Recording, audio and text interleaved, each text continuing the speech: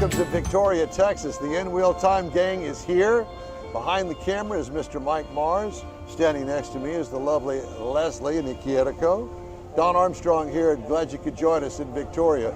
This is the county seat, and I guess the county courthouse is over there. You can't see it right now, but Mike's gonna point the camera down there, give you an idea. So this is the Old Town Square, and I wouldn't say old because, well, it's a hopping place down here.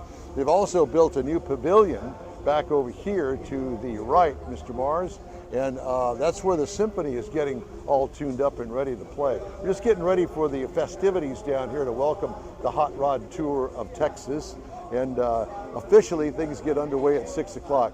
And I'll tell you what, this is a big change from the last two Hot Rod Tours that we've done, because the Hot Rod Tour of Texas has apparently made enough money where they've bought themselves a trailer down here, a white trailer, and they got it all lined up. We got QR codes to get checked in here, and as you can see, lots of cars all the way around the square here. Everything from Model A's, we saw that earlier, to some real true hot rods, like this one right here, Lucille. See Lucille? That's a real hot rod there. Wish I had that. But we also have the usuals, the usual suspects. We got Jeremy's yellow truck. And then right around the tour here, see it? Can you see it? I don't know whether you can or not. It says Hot Rod Tour on the windshield header over here. On the Edsel, well, you know who that is. That's Bobby Sparkman. He kind of heads up all this stuff. But we've got cars from all over the state of Texas, and I think even beyond. 350 cars are registered out here to do the tour. Watch out. This is a bad, bad Camaro right here. You used to have a Camaro. I had a Camaro just like that. Yeah, that's a very nice looking and sounding. Yeah, 69. Is that 68? Is that 69. Okay. Well, you know, that's a 57. I got that one. Yeah, had a friend of mine had that. Ronnie Green had that. Ronnie Green grandmother's car.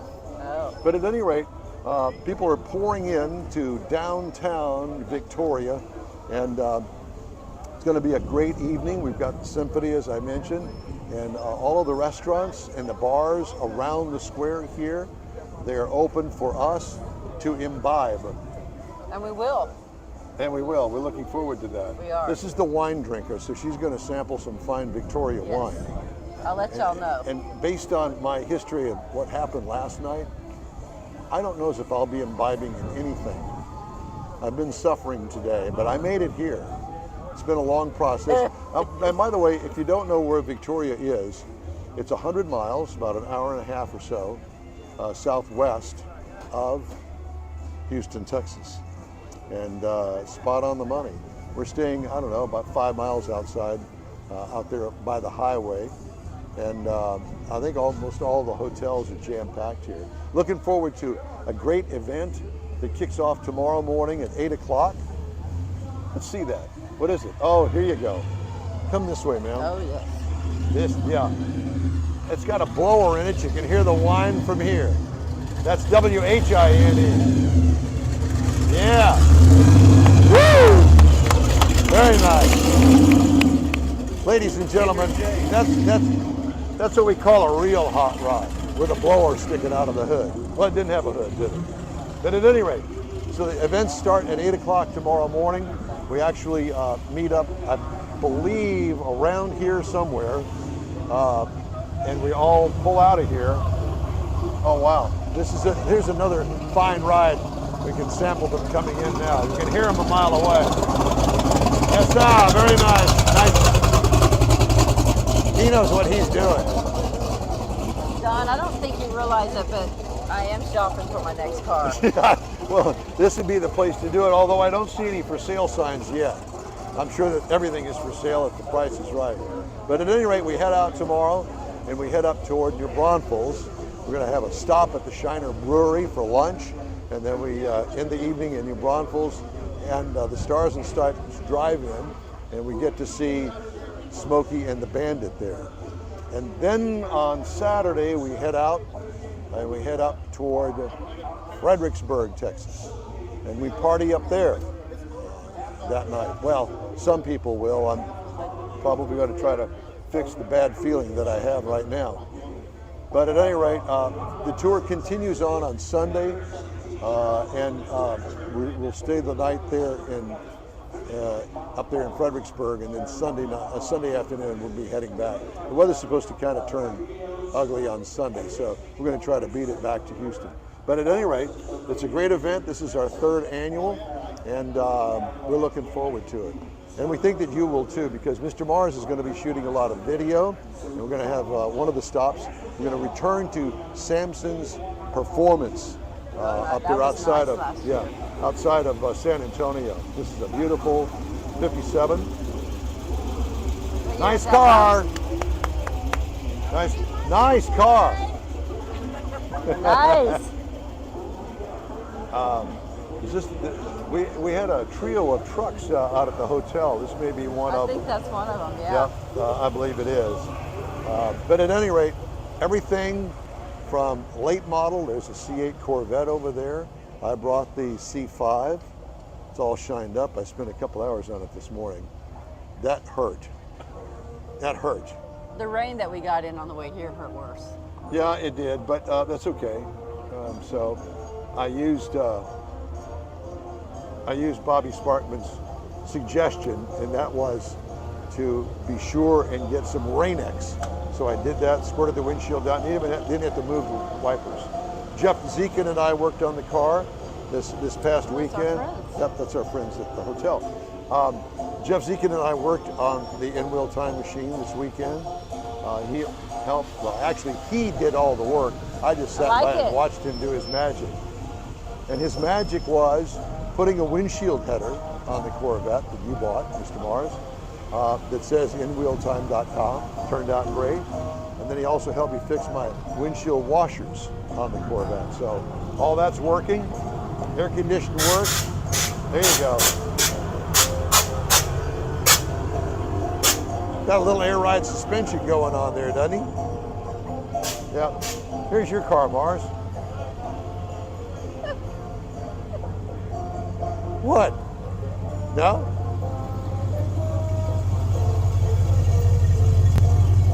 See, now that's a real road warrior there.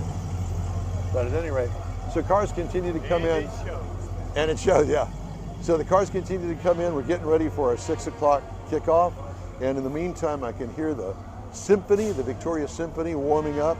We're going to go over there. We're going to get our lawn chairs out and enjoy the evening and probably get a beverage or so. So at any rate, we hope that you'll follow us along here on the InWheelTime.com mystique of the Hot Rod Tour of Texas. It's on InWheelTime.com, Facebook, YouTube. Am I missing something, Mars? It's on all of the social apps that you could possibly get. Mr. Mars is going to clip together all of these little bits and pieces that we're going to do, and we're going to play that back on our regular time slot on Saturday morning between 8 and 11 a.m. So we hope that you want to watch the whole thing all clipped together that Mr. Mars is going to work on. Then that's the time to do it. Anyway, we'll catch up with you throughout the tour. Thanks for joining us. Lots of really nice Mustangs out. 60 years of Mustangs, so everybody's out celebrating. Old Mustangs, new Mustangs.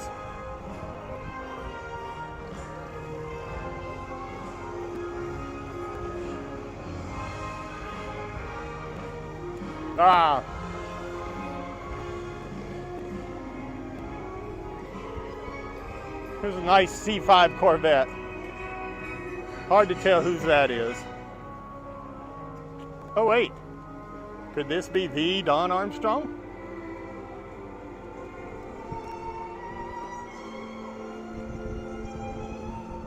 It is Don Armstrong in the In-Wheel Time Corvette.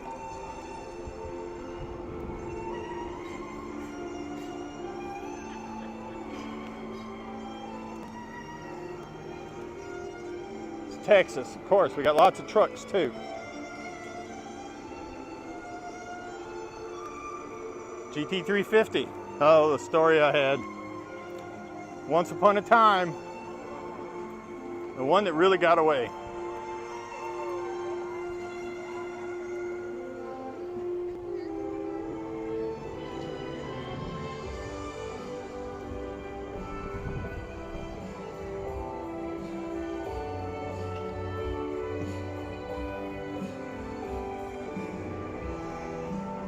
People of all ages are out enjoying the Hot Rod Tour, particularly this really nice park out here with the city of Victoria.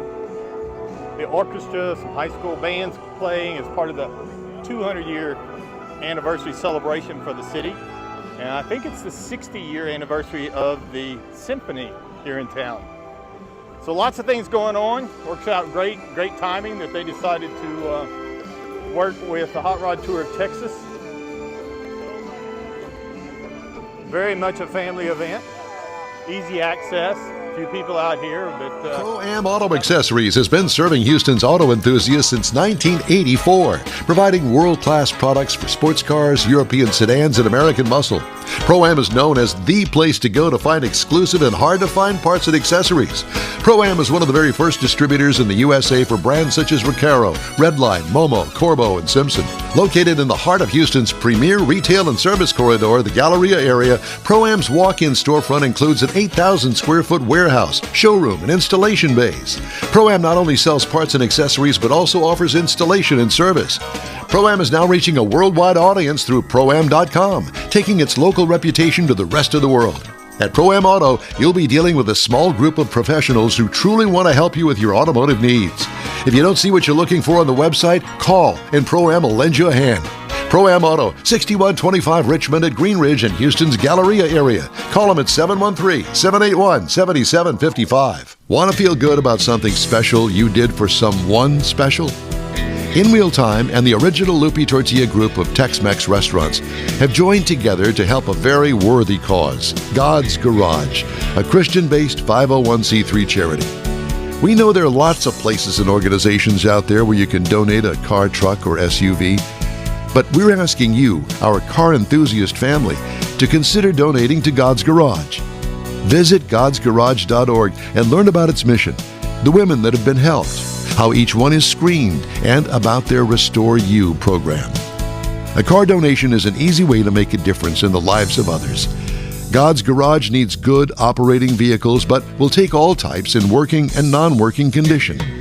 Make your heart and soul feel good by donating your gently used vehicle and help support single mothers, widows, and wives of deployed military at godsgarage.org.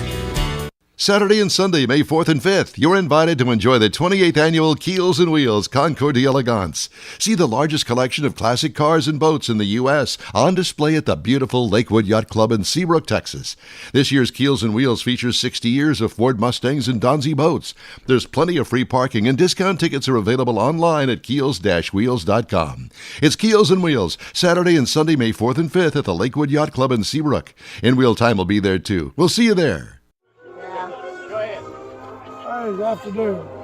I'm Ron Pfeiffer, and this is Ella, and this is our little 66 GTO. I purchased it in 05, and we drive it. This is the original color of the car, and everywhere we go, that goes. We've been in Miami, we've been in New York, we've been in Boston, we've been in Niagara Falls, we've been in Detroit, we've been in Chicago. I put like 35,000 miles on this car. So it's very reliable and it's very comfortable to travel in because we have a little habit of putting a little extra luggage in the back. So that happens. It's been very dependable. I took the automatic transmission out of it and put a 5-speed transmission in it. So now I'm getting better gas mileage and I'm able to run with the speed limit at 75 with about 2,200 RPMs.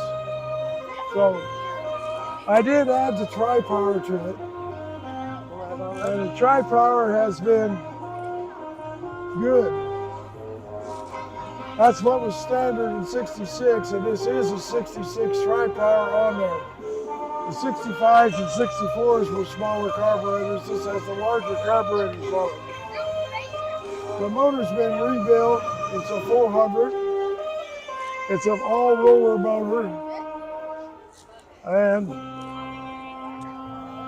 I added air conditioning to it. we don't use that air conditioning very much. We go down the road with the windows rolled down. I said, tell her that's her air conditioning right there. Yep. We like that. You know. And we like to hear the pipes. We like to hear the noise. So, yep. The interior in the car is all original. And this is it's been painted once. It was painted 4 or 5 years ago. It's a driver. It's not a trailer queen. We drive it everywhere we go. Power tours. I've been on 2 power tours with it, and this one here came up, and I've never been on this one. So we're going to be doing this one with it. And we had an easy ride coming over here from Beaumont. You know, it wasn't too bad. You know, it was 400 some miles. We kind of eased in here. I live in Nederland. How many years have you been on cruising the coast? I've been in cruising the coast for 22 years. And we have been going down there, and I got a standing reservation in the hotel we stay at. It rolls over every year. Yeah, it was kind of dirty because we haven't cleaned it up since we got here. You know, but originally.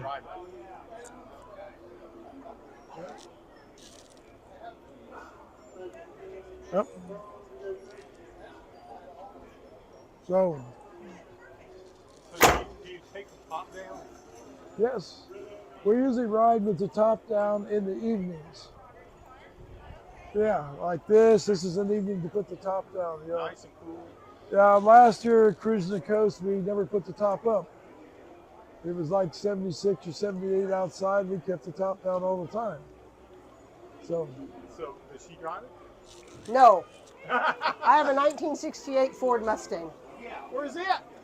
It's at home. It needed brakes. I don't think I wanted to be driving without a brake.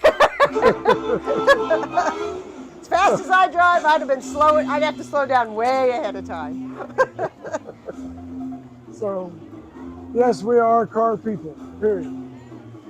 We go to car shows probably a couple times a month. 3, 2, 1, let's go. And we travel. We do them locally, but we also travel to wherever there's a good show going on. Right. Ron Pfeiffer. It's a 66. 66 GTO. This is Ella.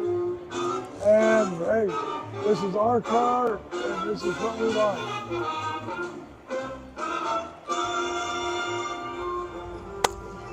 This is Mike Mars, and we're still out here at the Hot Rod Tour of Texas in downtown Victoria on the square. Big event. The Hot Rod Tour has been working with the city, got orchestras, got lots of dancers going on, a lot of stuff, including cars. And in fact, this is Alan Rothman, and he's going to give us a quick look at his Buick Grand National that he brought over from League City. That's right.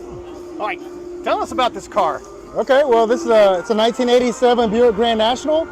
It still retains the original Buick 109 V6 block. It is completely built. It's got billet main caps. It's got a billet steel main girdle, stroker crank. It's 250 cubic inches.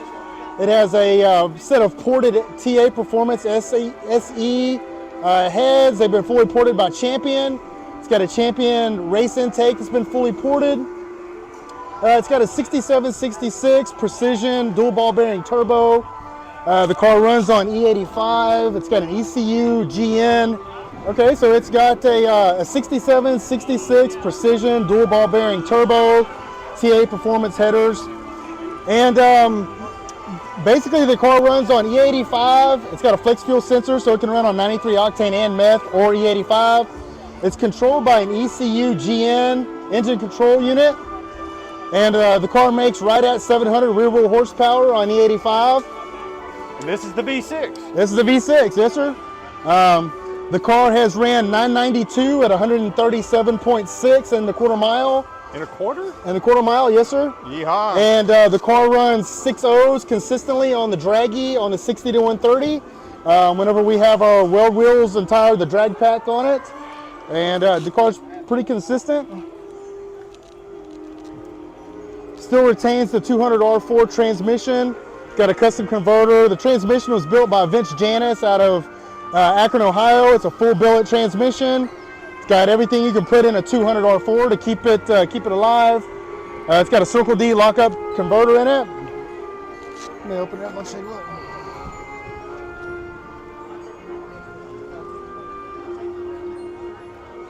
It looks all factory.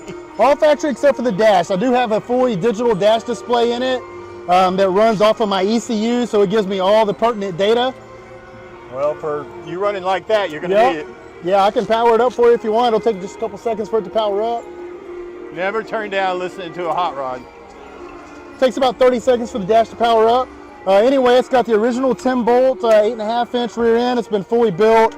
It's got a Detroit True Track, 342 gears, Mercer axles. Pretty much everything that you can do to a street-going Buick. It's got. Keep it on the street. Oh yeah, we drive it everywhere. We primarily built it as a pro touring car, but I do like to drag race it too, and we do a lot of roll racing stuff with it. That's some nice flames you got there. Yeah, it'll load into our dash here shortly. The car's got Ride-Tech suspension front to back. It's all tubular. It's coilovers front and rear. That's what our custom dash display looks like. It's pulling all the information straight out of the ECU, so I've got good feedback on what the car is doing every time I'm driving it. Full-time data logging. We got to keep a pretty good handle on it when you're trying to make 700 horsepower out of a 35-year-old V6 with old technology. You got to keep it pretty good tabs on everything, but Looks like that'll do it. Yeah, the interior is all original. It's still original 1987 stuff. The seats, the carpet, the dash, everything is exactly how it came from 1987. How long have you had this car? I've had this one about 5 years. Okay. Been busy. Yeah, we stay busy with it. I've pretty much redone everything on it, front to back. The car was painted when I got it. The interior is original, but drivetrain and suspension-wise, it's all been completely redone.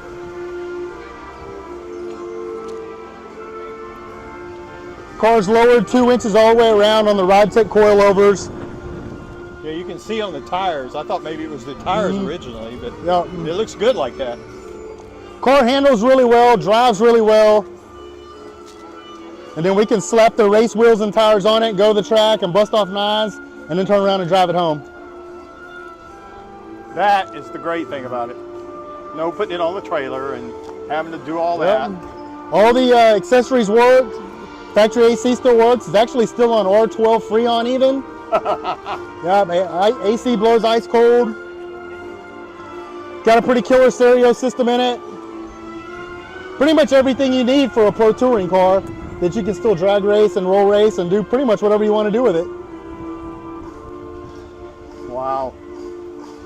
So now that you got it to this point, what are you going to do with it next? Right now, it's pretty much in a holding pattern as long as it stays running the way it is.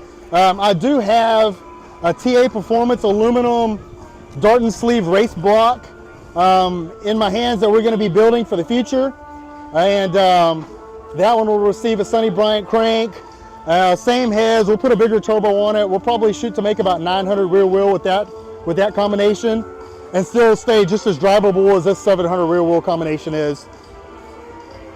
Ideally, we would like to get it to run low 9s and a quarter and still stay in a full pro touring. Stand right over there. There you go. So is this your first hot rod tour? No, this is my second. I was here last year. We had this car here for the tour last year. And then when we made it to the Temple, the Little River drag strip at Temple, I developed some rear end problems and the rear end started making noise. So I cut the last day off short last year to go ahead and turn around and drive the car home. I didn't want to try to get further away from home while I knew the rear end was making noise. So we got it home, rebuilt the rear end, and it's been fine. We've raced the car all year. It's got a bunch of pulls, a bunch of miles on it. We put about 3,000 miles on it since the last hot rod tour of Texas. So we're pretty confident that we shouldn't have any problems this time around. So where do you run it when you say you race it? We raced it at Houston Raceway Park. The last time we made passes was in December of 23, right before the track closed down. So we haven't made any passes since then. We'll probably have to take it out to either Ennis, to Texas Motorplex, or take it out to Evadale Raceway, which is out towards Silsbee, towards East Texas. That's the only other quarter-mile tracks that are close to us. But we do a lot of stuff with the Draggy. We do a lot of roll racing with the car, so we have a pretty good handle on what it does and what we can run with and what we should stay away Where from. you can and yeah, where you can't. right. Yeah. There's another track up in Lufkin that's a little bit more of a drive. There is. It's Pine Valley that's up in Lufkin, and it's actually an 8-mile track, but I've heard that they're talking about extending that out to quarter-mile. They're trying to. They got NHRA sanctioned last year, so I think they're actually trying to get one of the regional points events to come there. Okay. And if they can make some of those things work, they're going to expand it. Yeah, I would love to drag the car up there, and like I said, when we went in 992 off of the foot brake. Really only the second pass on the car went 9s. And then we launched off the trans brake and it left with the front tires up in the air. When it came down, it unloaded the rear suspension, blew the tires off. It actually pushed both back tires into the rear fenders and cut both of my tires. So I was done for the night, but I'm pretty sure that we would have had a high 970, low 980 in the car if it would have stayed hooked off of the trans brake. You can't complain. You get down in the 10s or lower. I mean, that's stout stuff for You a know, street car. for something running mid to high 9s out of a 35-year-old V6, it's, and the car's pretty heavy too. The car weighed 3930 with me in it, so it's a lot heavier than what people would think it would be. But with the stereo system that's in the car, and we have Dynamat throughout the car to insulate the sound, that adds a good amount of weight to the car. So it's pretty heavy. People would normally think these are 3,500 pounds. And my car was 3720 without me in it, and I'm 210. So it doesn't take much to add weight to it. Well, it's a very nice car. Unusual. I mean, there's not a lot of them around. Right. So not a lot of them around, and you don't see many of them going out on long road trips, and you definitely don't see many of them drag racing or roll racing or anything like that. no, they don't. Well, cool. You here for the whole tour? We're going Yes, sir. Yeah, we're going to go the whole tour this year. That is the goal. Make it all the way through the end and head back home. Very good, very good. Well, we wish you luck. It's a beautiful car. Hope you continue to enjoy it. Thank you. All right. Thank you. I appreciate it. The original group of Lupi Tortilla Restaurants will have you telling your family and friends just what the original recipes mean when it comes to the best fajitas in Southeast Texas. Founder Stan Holt invites you to visit the original Lupi Tortilla near I-10 and Highway 6. Here's the original house that inspired the design of all the rest and the original charm that helped make Lupi Tortilla the go-to destination for Houston Tex-Mex.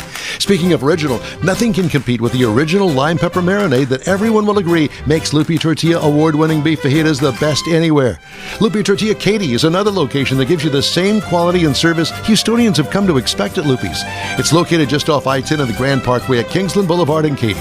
Find yourself in Aggieland? Head to the Lupi Tortilla in College Station, located just around the corner from Kyle Field. It's a great place to enjoy those famous frozen margaritas before or after the game. Headed east to Louisiana? Stop in at the Lupi Tortilla in Beaumont. It too's on I-10. You can't miss it. The original group of Lupi Tortilla restaurants invites you in for the best Tex-Mex anywhere. Gulf Coast Auto Shield is having another car social Saturday morning, May 18th from 8 to 11. It's a car cruise-in like no other. Expect Ferraris, Lamborghinis, Corvettes, and the featured brand Porsche. Get social at this special cruise-in event. You'll also see Gulf Coast Auto Shield's private workshop and learn about their many products and services. Questions are welcomed. Gulf Coast Auto Shield is easy to get to at 11275 South Sam Houston Tollway near West Airport Boulevard, just south of the Southwest Freeway. The Car Social featuring Porsche takes place Saturday morning, May 18th from 8 to 11. Tell your friends, and no matter what car you have, bring it and enjoy this rare opportunity to see some of Houston's finest rides. In Wheel Time will bring its car talk show there too, so join us for another Car Social at Gulf Coast Auto Shield, Saturday morning, May 18th, 8 to 11 at 11275 South Sam Houston Tollway, just south of the Southwest Freeway. Visit gcautoshield.com to see the show flyer for more details.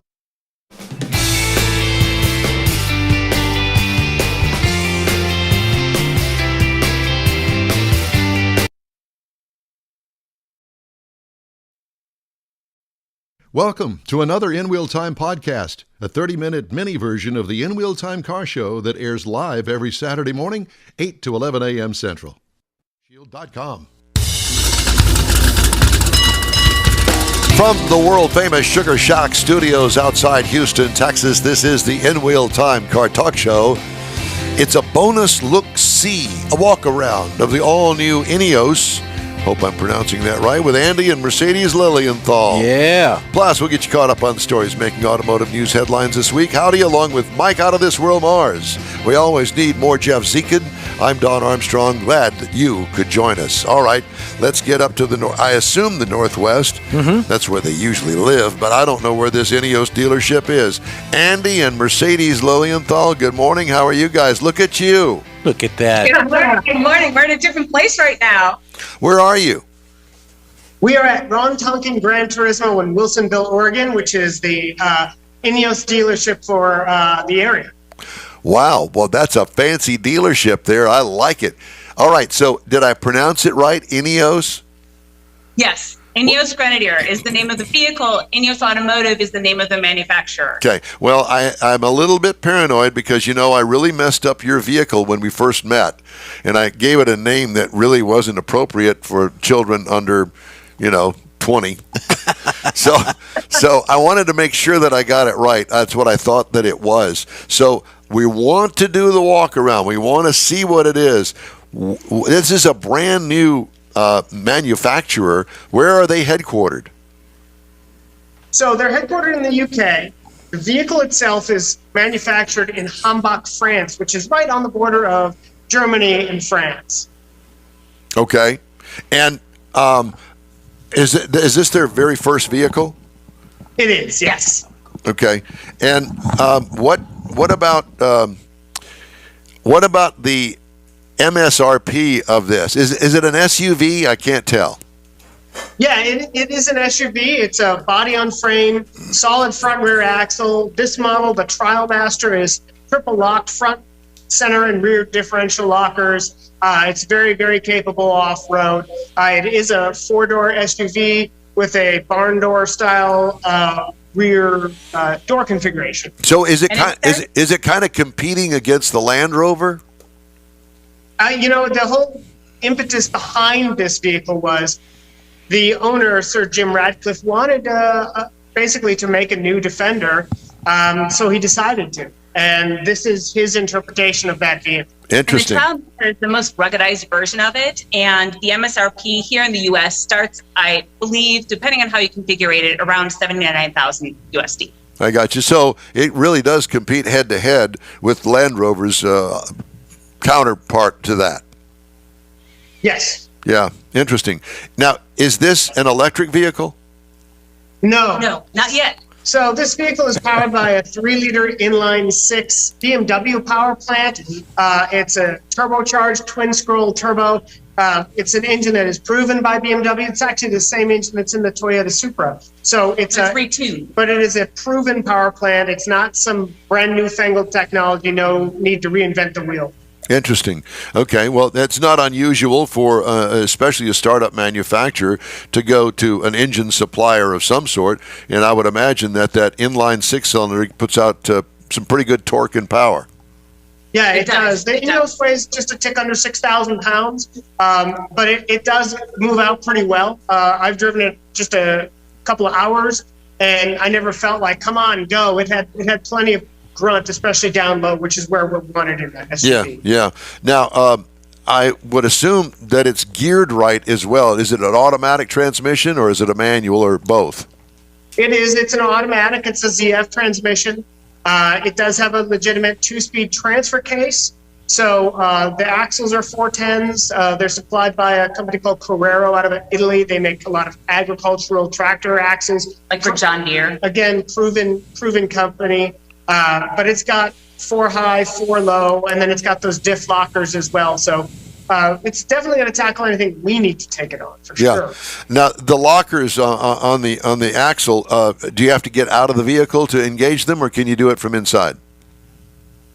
You can do it from inside. So basically, there's an off-road mode. So you would put it in off-road mode. You'd put the transmission in neutral. and then you go ahead and put it in manually, move it into the forward low position, and then you have overhead switch panel, and then you can select your rear locker, then your front locker, etc. So the interesting thing about the Grenadier is it is mechanical when necessary and electric when they need to be also. So it's not totally plumb full of a million ECUs. It's only as many as they need. So you still have manual four-wheel drive engagement. It's not a dial that could possibly fail out in the field. Right. How does it ride down the freeway? It actually rides surprisingly well. I was surprised. It's taut, but it's solid front and rear axles. This is not designed to be a Rolls Royce. It's designed to be a very useful tool, and it's unapologetically truck-like. But that's what it was supposed to be. It's not supposed to be a posh luxury SUV. It's supposed to be a very capable SUV. Does it have short front and rear overhangs? It does. It has very short front and rear overhangs. Like, I don't know, about maybe, Big. Yeah, it's not. It has very short front and rear overhangs. It's got very ample ground clearance, skid plates. I'll show you during the walk around. Yeah. Okay. Well, let's do the walk around. I'm ready. I'm anxious to see it. Sure. Yeah, absolutely. So, here's the front of the vehicle. So right now we actually, it comes with Michelin, it comes with BF Goodrich KO2 all-terrain tires, but because we're going to be doing thousands of miles in snow and ice, we switched over to a Michelin X-Ice tire, but in the same size, 265/70 R17.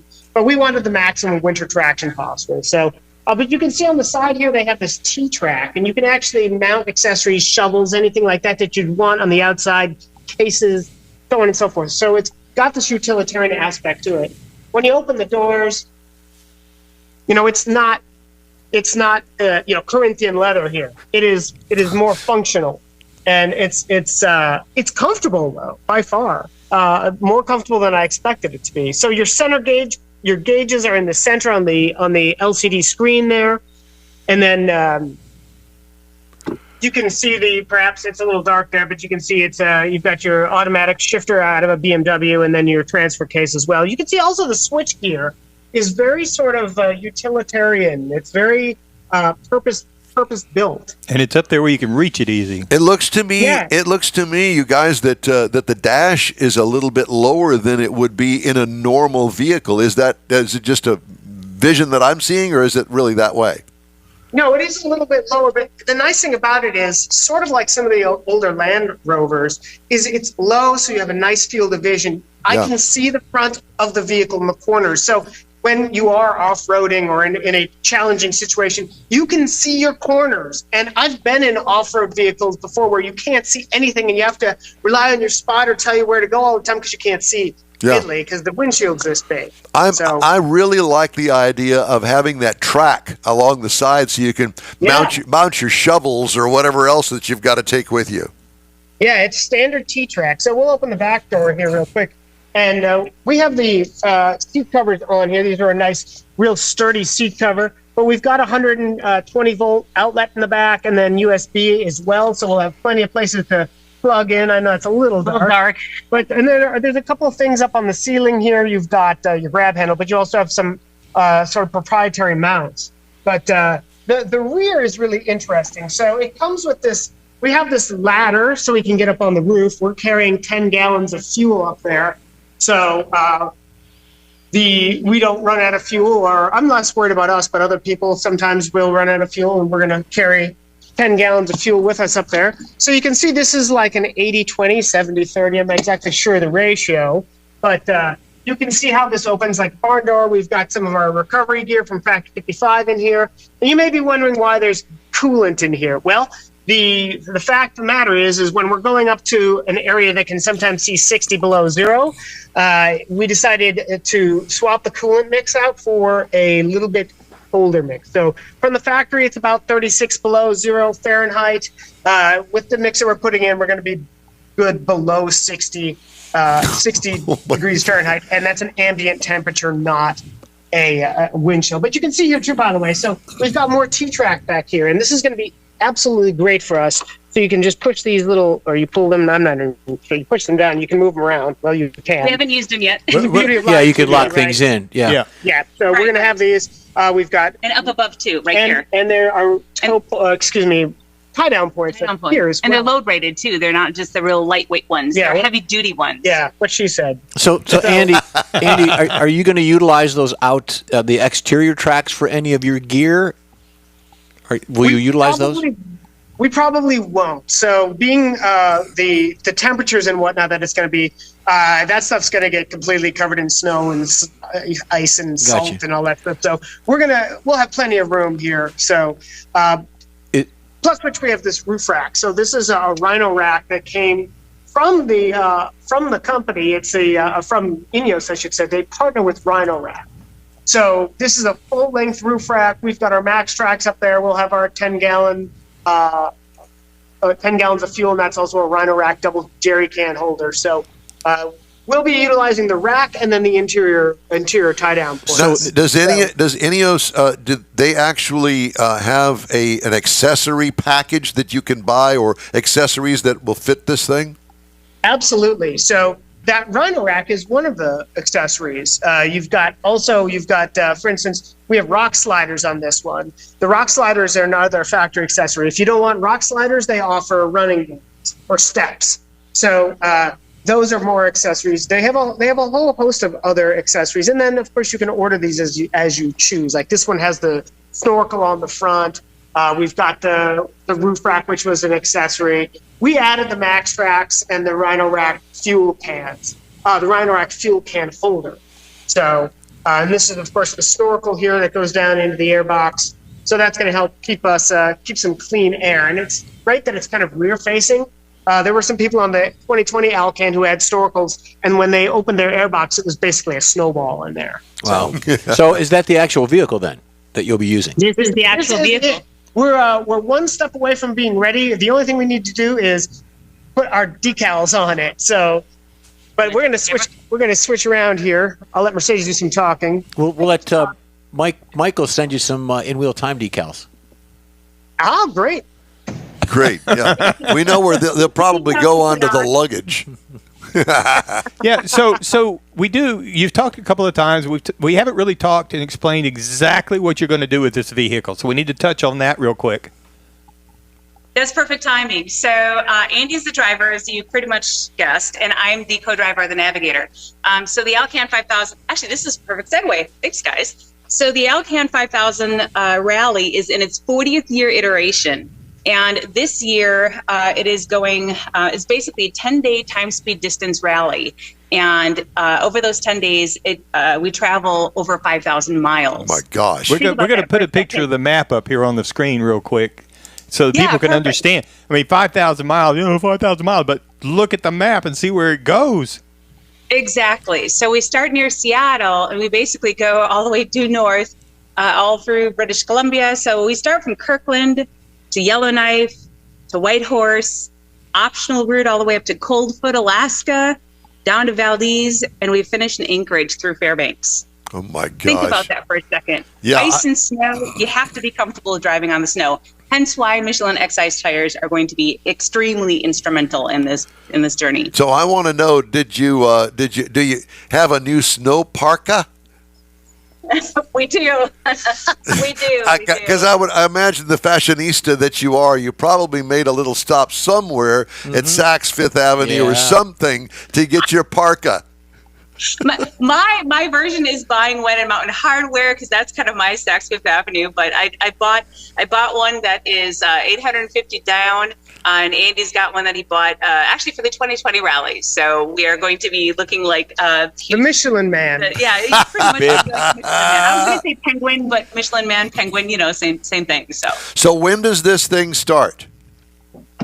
So we leave for the rally on the 19th of February, and it starts on the 21st of February, and it finishes on March 1st. You hope that it does. 10 days out. Yeah. Yeah. Oh, it will. Now, how many competitors, I guess you would call them, are on this route with you?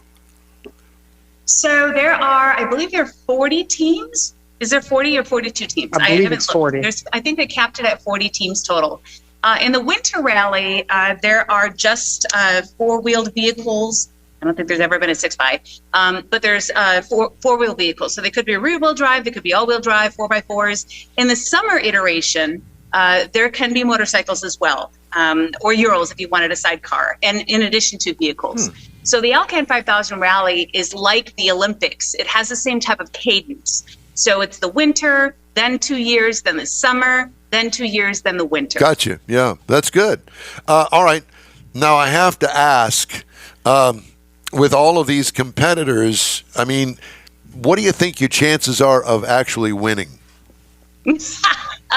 There are people that rally this for decades and don't ever win or podium. We need to finish, and we want to finish strong. That's our goal. And we want to do ourselves proud, and we want to do the vehicle proud. Our main job as journalists is to review the vehicle and to make sure that we're safe, that everybody around us is safe, test the vehicle, and push ourselves as ralliers. So that's our main goal. It's a heck of a test. Have the random chance of podium, that's great. But for us, our goal is to finish without any mechanical issues, finish strong, whatever that looks like.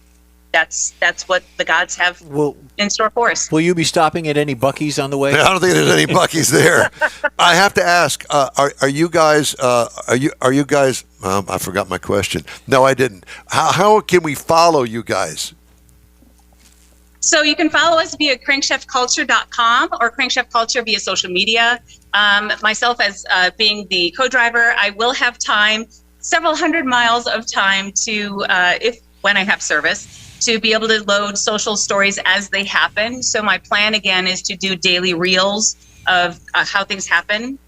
And then also via our own social media. Andy, you've got something to add? I'm just going to say we're at Crankshaft Culture on Instagram and Facebook. We're at Crankshaft Cult on Twitter. When we post on there, we do have a YouTube channel and all the socials. And we'll have several different articles, several different podcasts, radio shows, things like that happening after the event. Very good. And I hope that we're one of the radio shows. Of course, you guys always are. Okay, well, thanks for that, Mars. We need to put a link on our website for them, so they can follow them through our website. So, if one of you is driving, does the other one kind of like curl up and take a nap or get rest, or you more into the navigation? I have to say, from behind the camera, the driver has it easy. Mercedes is the navigator, and she's the one that is really going to know everything. The drivers all sit around the next morning and go, where are we headed today? Nobody knows. It's the navigators that always know where we're going. Like, this is the route book. It's 5,000 miles worth of this, and it's a whole host of directions and speeds and odometer readings. And Mercedes is going to be extremely busy the whole time. If anybody, I'm the one that has it easy. She's the one that's going to be doing the majority of the work. So that was time, speed, distance calculations that you saw, incremental ones, which we're still learning how to do. But as Andy drives, we have rugged radios that we are going to be using. I have two different sets. One is going to be for emergency communications, and then another is going to be for our buddy cars. They're actually not going to have handhelds. They're going to be plumbed into magnetic radio, or not magnetic. They're actually going to be mounted on the Rhino Rack roof rack antennas. So, but just for these purposes, we have them, so handheld. So if we need to go dig somebody else out or whatnot, we do have the antennas that are handheld as well. But for the actual rally purposes, they will be cabled up to external antennas. And then each person is required to have some type of in-reach satellite communications. We have an older Garmin GPS Map 66i that is in reach. So that's our satellite comms. So everybody is tracking. So we will be posting live tracking, which is really cool. So any of our audience, if you want to see all the rally cars, so far we are car number 15. That may change, but right now we're car 15. So if you wanted to see all the ralliers on a map and see us live as we're moving, you can see that. We'll post that link soon. I am so excited. I want to go with you. I can be your photographer. I don't know about that. The other people. I'm waiting for the Bahama 5000. Yeah, so that's the one I want. And Andy, that's not going to happen. One last question for Andy from me. What are you getting Mercedes for Valentine's Day, buddy? I'll get back to you on that. It's a surprise. I'm going to give him. Oh, my God. We love you guys. Thank you. Best of luck to you. And we'll be following you. And we'll hear from you, hopefully, when you finish the race. All right, that Thanks so sounds much, great. guys. Thank you. Thanks so much to both of you guys. All right. Well, Appreciate it. Yep. That is What a- Andy and Mercedes Lilienthal. What a cool thing. It is very cool. Very cool. Yep. We absolutely love that. All right. They've been very good friends of ours for a number of years, and we followed them all the way, and it's just been a ton of fun. Mm-hmm. I want to take them to a party. I want to party with them. Do you? Yeah. It's like partying with the stars. Yeah. Yeah. That would be cool. Very, very, just well versed in the automotive segment. Really. That they are. All right. Time now for a quick break. You're on the In-Wheel Time Car Talk Show. Thanks for riding with us today. We'd love to hear from you. Shoot us an email, info@inwheeltime.com. Back after this. Pro-Am Auto Accessories has been serving Houston's auto enthusiasts since 1984, providing world-class products for sports cars, European sedans, and American muscle. Pro-Am is known as the place to go to find exclusive and hard-to-find parts and accessories. Pro-Am is one of the very first distributors in the USA for brands such as Recaro, Redline, Momo, Corbo, and Simpson. Located in the heart of Houston's premier retail and service corridor, the Galleria area, Pro-Am's walk-in storefront includes an 8,000-square-foot warehouse, showroom, and installation bays. Pro-Am not only sells parts and accessories, but also offers installation and service. Pro-Am is now reaching a worldwide audience through Pro-Am.com, taking its local reputation to the rest of the world. At Pro-Am Auto, you'll be dealing with a small group of professionals who truly want to help you with your automotive needs. If you don't see what you're looking for on the website, call and Pro-Am will lend you a hand. Pro-Am Auto, 6125 Richmond at Green Ridge in Houston's Galleria area. Call them at 713-781-7755. On my board work over here, and I apologize for that. Welcome back to the In-Wheel Time Car Talk Show. Got some stories I wanted to pass along to you. Lucid Motors says it's partnering with Saks Fifth Avenue to offer test drives at department stores and for marketing efforts through the luxury retailer's online platform. While EV startups such as Fisker and VinFast have turned to U.S. dealers in recent months to bolster sales, Lucid is taking a unique approach by partnering with Saks to promote the pricey Air sedan. And if you've seen one, you're going to go, wow, look at that thing. Yep.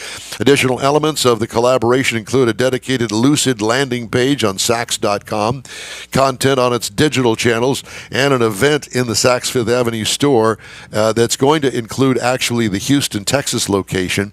Saks showcased Lucid's top trim Air Sapphire variant with a starting price of $250,000, including shipping. The base Air starts at $78,900. No markup in that. No. And let's see, what else do I want to do? Electric vehicle newcomer Rivian Automotive outscored EV sales leader Tesla in brand satisfaction, according to Consumer Reports. Tesla also fell behind brands that mostly sell gasoline vehicles, including BMW and Porsche. Rivian's top place finish came in its first year of consideration for brand satisfaction in Consumer Reports survey. Rivian has two models, the R1T pickup and the R1S crossover, both of which were highly rated by owners.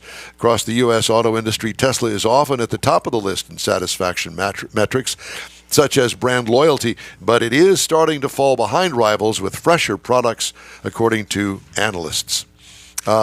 Individual models that scored highly in the most recent survey include the Chevy Corvette at number 1, with 93% of owners saying they'd buy the car again. The Rivian R1T was in second place with 88% saying, yeah, I'd do it again. Amongst the least satisfying vehicles, there was the Nissan Altima with just 48% say they'd buy that thing again. Wow. Along with the Kia Forte with 47%, Mercedes-Benz C-Class 46%, and Volkswagen Taos with 38%. That's not good. I don't think I like what I bought. Ow. How much money did you pay for that? Buyer's remorse. I'll say.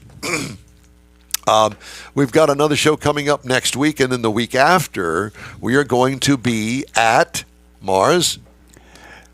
Hemi Hideout. The Hemi Hideout, yes. Yes. I should have put that on the events calendar. Maybe you should have. Yeah, that would have been a good thing. So that's our next remote that we're going to have. And if you'd like more information on that, go to hemihideout.com, and you could sign up to be there. Limited number of folks, $10 to get in. It's going to be that Saturday, the 24th, starting at 10:30 and going till 1 o'clock, so kind of the lunch hour. All right, we're going to finish up today's show right after this quick break. The original group of Lupi Tortilla restaurants will have you telling your family and friends just what the original recipes mean when it comes to the best fajitas in Southeast Texas. Founder Stan Holt invites you to visit the original Lupi Tortilla near I-10 and Highway 6. Here's the original house that inspired the design of all the rest and the original charm that helped make Lupi Tortilla the go-to destination for Houston Tex-Mex. Speaking of original, nothing can compete with the original lime pepper marinade that everyone will agree makes Lupi Tortilla award-winning beef fajitas the best anywhere. Lupi Tortilla Katy is another location that gives you the same quality and service Houstonians have come to expect at Lupi's. It's located just off I-10 and the Grand Parkway at Kingsland Boulevard in Katy. Find yourself in Aggie Land? Head to the Lupi Tortilla in College Station, located just around the corner from Kyle Field. It's a great place to enjoy those famous frozen margaritas before or after the game. Headed east to Louisiana, stop in at the Lupi Tortilla in Beaumont. It too's on I-10. You can't miss it. The original group of Lupi Tortilla restaurants invites you in for the best Tex-Mex anywhere. You own a car you love. Well, why not let Gulf Coast Auto Shield protect it? Houstonian John Gray invites you to his state-of-the-art facility to introduce you to his specialist team of auto enthusiasts. We promise you'll be impressed. Whether you're looking to massage your original paint to a like-new appearance, apply a ceramic coating, install a paint protection film, nano-ceramic window tint, or new windshield protection called ExoShield, Gulf Coast Auto Shield is where Houston's car people go. Curbed your wheels? Instead of buying new, why not have them repaired? How about a professionally installed radar detector? Gulf Coast Auto Shield does that too. Get a peek inside the shop and look at the services offered by getting online and heading to gcautoshield.com. Better yet, stop by their facility at 11275 South Sam Houston Tollway, just south of the Southwest Freeway, and get a personal tour. Gulf Coast Auto Shield is your place to go for all things exterior. Call them today, 832-930-5655 or gcautoshield.com. Well, that's it for this week's In Wheel Time Car Talk Show. Here's your invitation to follow us on Facebook. Give us a like, tell your friends about us, share our stuff. We'll keep you posted on all things automotive all week long, including award-winning interviews, new car reviews, upcoming events, cruise-ins, racing, and car, truck, and SUV goodies. Yep. When you need to hear some good car talk during the week, you can find the In Wheel Time Car Talk Show 24/7 via the iHeartRadio app. We live stream this show on Facebook, YouTube, and InWheelTime.com every Saturday, 8 to 11 a.m. Central. Daily 30-minute podcasts are available from your favorite streaming provider. We post a new episode every day. Every day. The In Wheel Time Marketing Advertising Advisor and Video Technical Director is We Always Need More, Jeff Zekin. Yep. From booking agent, do-it-all, and IT connoisseur, Mike Mars, and Chief Engineer David Ainsley. I'm Don Armstrong. We hope you join us for another live, award-winning production of the In Wheel Time Car Talk Show next Saturday, February 17th on all of our In Wheel Time Car Talk outlets. Have a great weekend and keep your wheels on the pavement.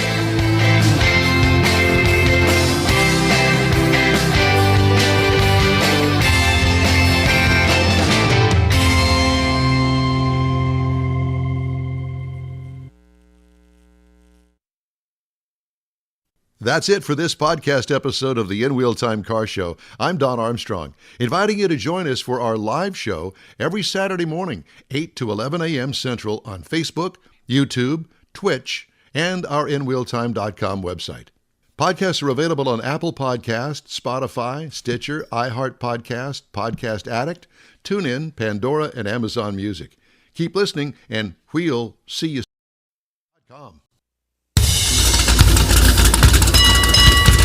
Heard and seen around the world with our clothes on. It's the In Wheel Time Car Talk Show. Just ahead, we're going to talk to Shay Manoir about the cost of charging an EV versus the cost of fueling your gas-powered vehicle. Jeff has this week's cruise-ins, and we'll have the stories making automotive news headlines. Today's show is sponsored by Mecum Auctions Houston at NRG Center, April 4th through the 6th. Howdy. Along with Mike Out of This World Mars, we always need more Jeff Zekin. I'm Don Armstrong. Glad you could join us on this Saturday. It's a beautiful day in Houston, Texas, and out here in Snoogie Land. We're glad that you could join us, as I said. And we're also glad that Shay Manoir is joining us, too, from the Anderson Economic Group. Shay, good morning. Good morning, guys. How are you? Well, good. It's good to talk to you again. So let's talk about ICE versus EV, internal combustion engines versus electric vehicles. And there is this myth, and I say that loosely, this myth that EVs are for free when it comes to fueling or recharging your batteries, but that is not the case, sir. I like free. I've learned in my life there is nothing free, and anything that is free, I try to run away from it because it eventually costs you more at the end. But I'm glad that you talked about ice, because you also talked about nice Texas weather. We in Michigan had about 3-4 inches of snow, so it's back to Christmas season here. Yeah, you did. In fact, probably July, that's going to be clearing up for you. Just to let you know. At that point, we stop hoping. I mean, we just wait till, okay, you know, a couple of more months of not snow and then go back. I grew up there. That's why I'm down here. I grew up in a warmer weather, and now I'm up here. But it's still good to have. It's good to be back on the show. And yes, going back to the topic of which is cheaper to charge or fuel. We have been doing these studies for nearly 2 years now. We look at quarterly data. We look at EV vehicles by segments. We look at ICE vehicle by segments, and we group them together. And then we look at which is which is cheaper, which is more expensive to fuel. Based on our last quarter of last year, it turned out that at this point of time, most of the internal combustion engine vehicles are still cheaper to fuel for most consumers compared to their EV counterparts. And we look at that based on how we classify internal combustion engines and electric vehicle cars by segments on price tags. Okay, so the price of the vehicle does kind of play a part in this. From what I'm looking at here on the rundown, the entry-level vehicles are cheaper to fuel when it comes to gasoline engines. It's also cheaper to fuel in the mid-price. Now, these include cars and crossovers, right? And so gasoline is still cheaper there. And actually, in the difference between the entry and the mid-level pricing of cars that have internal combustion engines is less than $1. And then you jump to the luxury vehicles, and wow, the price of the luxury vehicles across every segment of your chart here is more expensive. Yeah, and one main factor is the type of fuel that typically goes into luxury vehicles. I mean, most consumers, my understanding is they like to have premium gasoline for their premium price cars. So that plays a role. And then we also noted that accessibility to charging for luxury vehicles tend to be a little different for a typical mid-price or entry-level EV owner. For instance, we also know that most of the EV buyers who drive high-priced EV vehicles have a very settled infrastructure to charge their vehicles either at home, or they can afford to have some deadhead miles to go to a commercial charging. So these are some of the factors that play a big role in how we look at the inputs, and then eventually look at how much it would cost for a typical EV driver or ICE driver to charge for at least 100 miles. I filled up my 2001 Corvette, 3/4 of a tank of gas with premium fuel from Exxon, an Exxon station. So the supreme price per gallon was $4.09, okay, for premium fuel, and I bought 12.443 gallons of gas. Okay. And that figures out to $51 for 3/4 of a tank of gas for me this week. The Corvette, they request that you put premium fuel in. Sure, right, yeah. So I guess I would fall into that category, but I think I'd really kind of fall into the truck category, I think. I mean, it was expensive, man. But I think it's probably more expensive up there, isn't it? Yeah, I was about to say that. I mean, having living in Texas does give you some liberty of some low rate, Less gas. expensive fuel, right? But That's that's not. Well, it may be less expensive to what he pays up Right, there. right. Do you know what the premium price of fuel up there in Detroit is? So it's touching. It's going a little over 4 nowadays. Depends on if you go to Costco or not. If you go to Costco, then you might get a little discount. However, we also know that the pricing does play a huge role. The gas prices, for instance, last year at some point, the gasoline price, when it jumped, especially in June of 2021, it was touching 4 or 5 per gallon, even in Michigan up here. And then that discouraged many of ICE drivers. And then we also noted that the price to charge your EV was a little cheaper than the ICE vehicle. So the gas prices do play a big role, and we have been noting this every quarter. Right now, based on my understanding, the average gas price across the U.S. is about 3.2 per gallon, but that's the standard gas, not premium. Correct. Yeah, that's close to what it is here. I think it's touching $3 a gallon right now. Depending on where you go and the quality of the station, it could be a mom and pop that offers not the best quality grade of gasoline, I would imagine, but then you've got the Exxons like you go to, or the Shells that have a little bit different premium pricing. I choose to buy top tier gas. Well, you have to for your car, for the Corvette. But I mean, even the lower tier that aren't even in the top tier, you know, the 7-Eleven gas, right?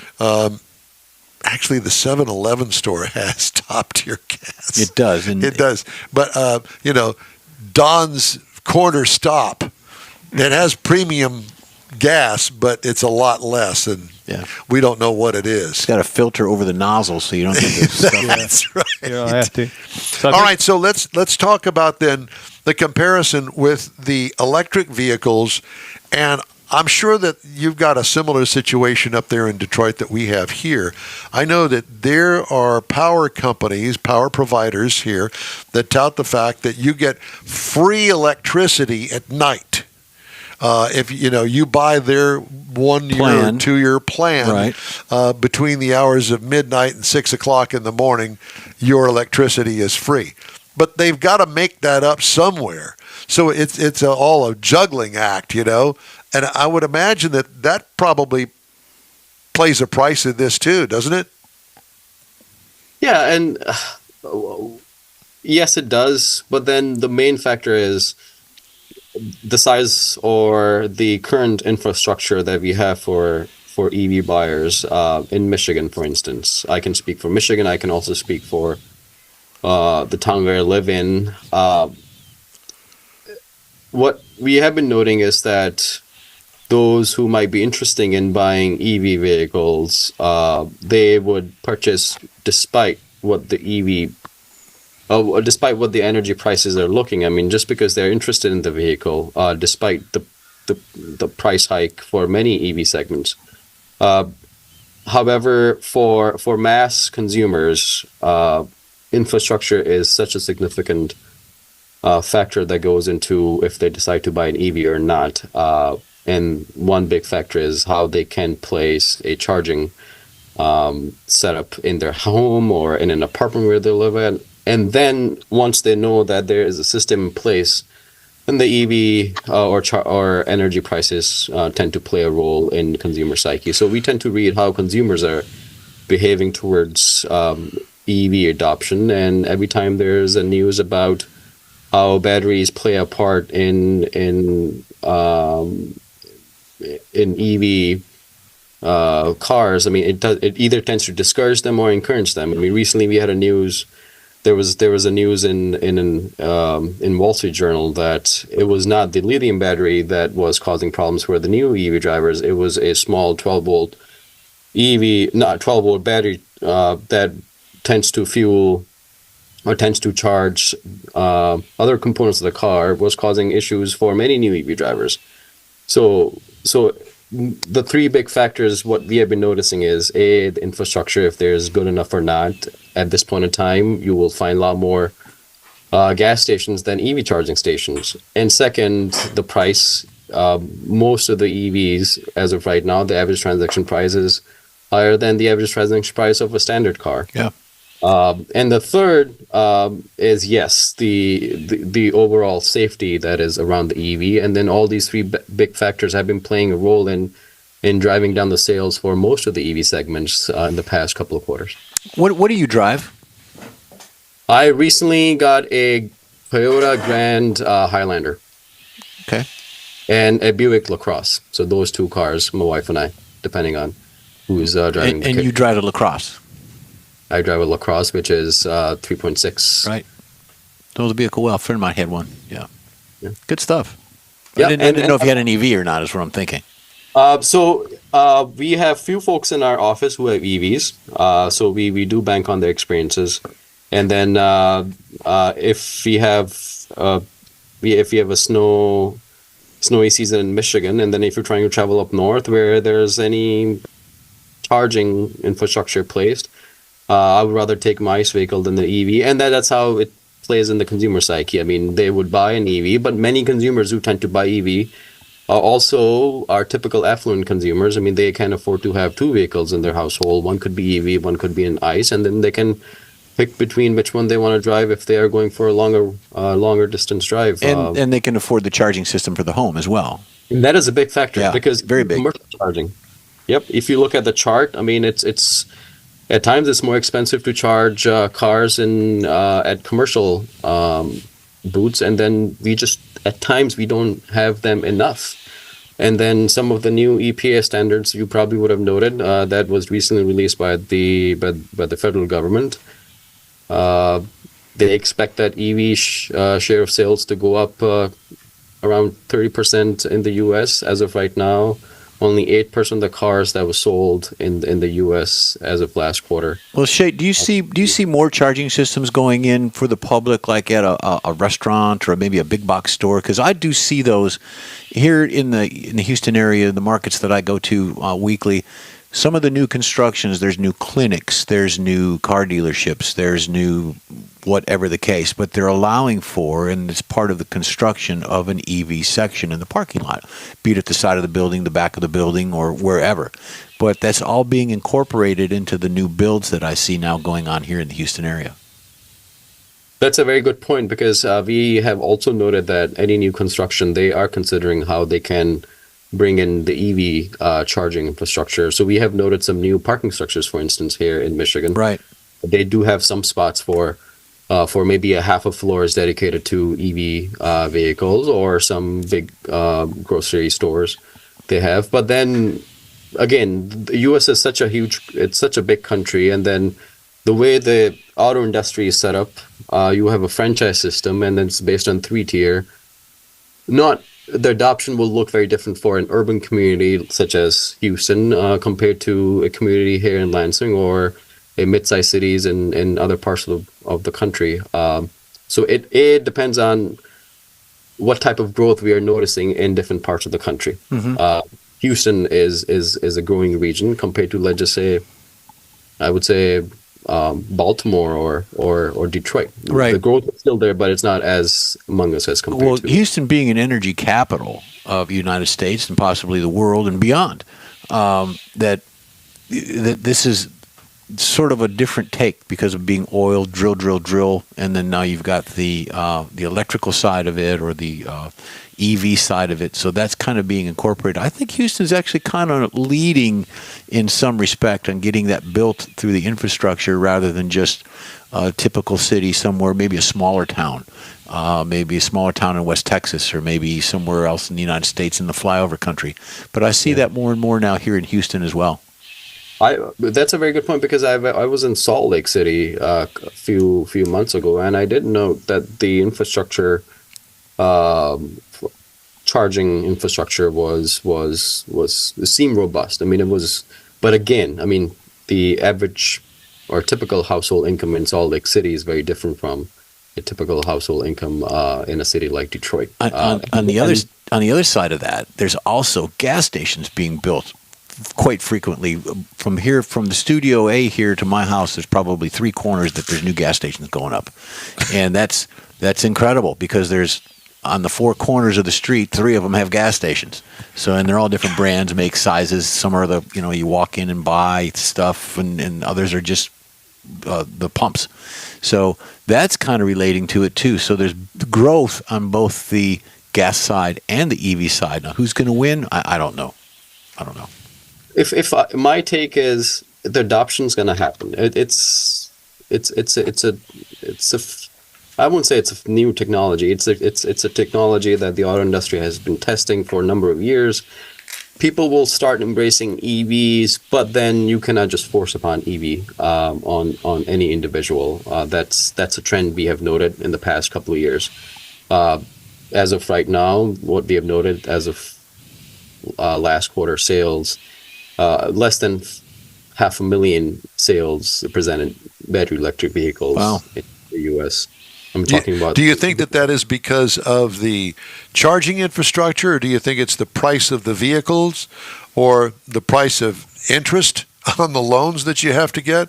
Because average price of a vehicle now is $50,000, and above that comes for the most part, the EV. And I don't know, with the way that the infrastructure is, that's an awful lot of money to pay for rolling the dice and seeing whether or not you like it or not. Yeah. So I'm glad that you mentioned. I think all those 3 factors do play a role. The price, yes, average transaction price of a standard vehicle in the U.S. Is about $47,000. It has started to come down from $48,000 or $49,000, but the average transaction price of a new EV is still around $54,000, $53,000 ballpark. But then that's predominantly because of how Tesla has brought their prices down. Yeah. And most of the BEV sales that we note are coming from Tesla. I mean, Mach-E and then Cadillac and Hyundai. I mean, they're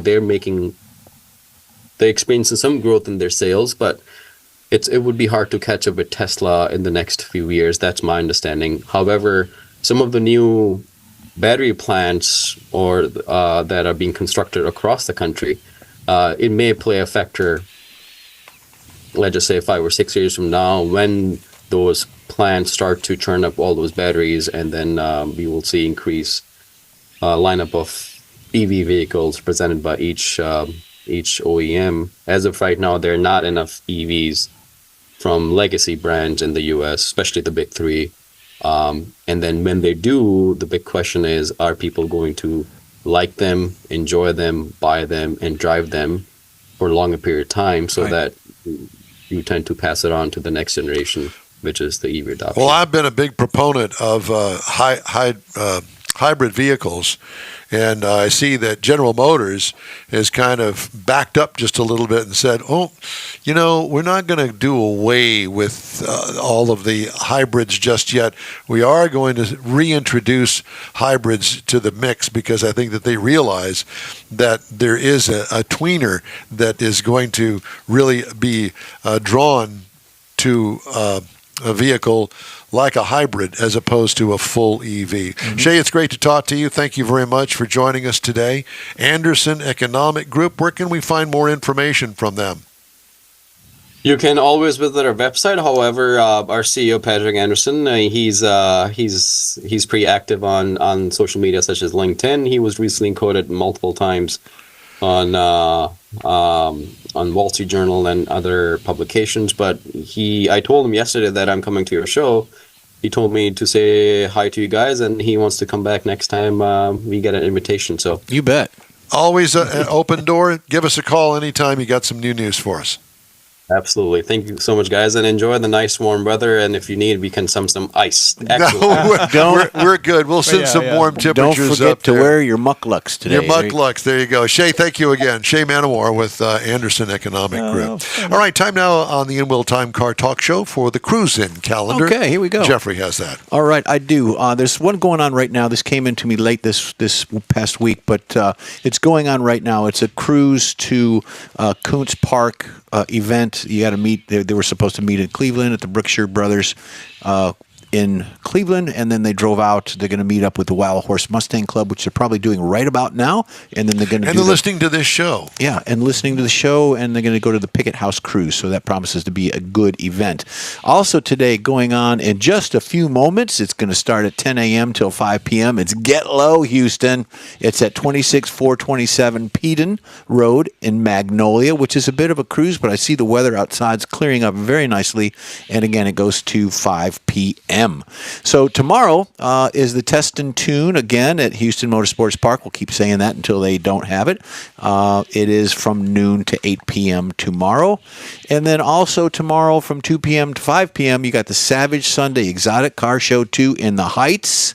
And it is at 1213 West 20th Street in Houston, Texas. It goes from 2 to 5 p.m. tomorrow. Wait a minute. It's the erotic. What is it again? No, it's the exotic. Oh, car exotic. Show. Sorry. Oh, My mistake. no, exotic. The erotic. Not erotic. That's Monday. Monday. Yeah, it's the Monday show. Great. I got some stories to tell you about. Making car news this week. We get our news from Automotive News. If you ever wanted to dress like a mechanic or show support for Ford Motor Company, they need it. You can get it in distressed denim. The automaker has partnered with apparel company Forever 21. I know you visit there quite frequently, don't you? I'm a little bit older than that. Well, I don't know. You act like a teenager many days. You can go to Forever 21. More like Baby Tomorrow. And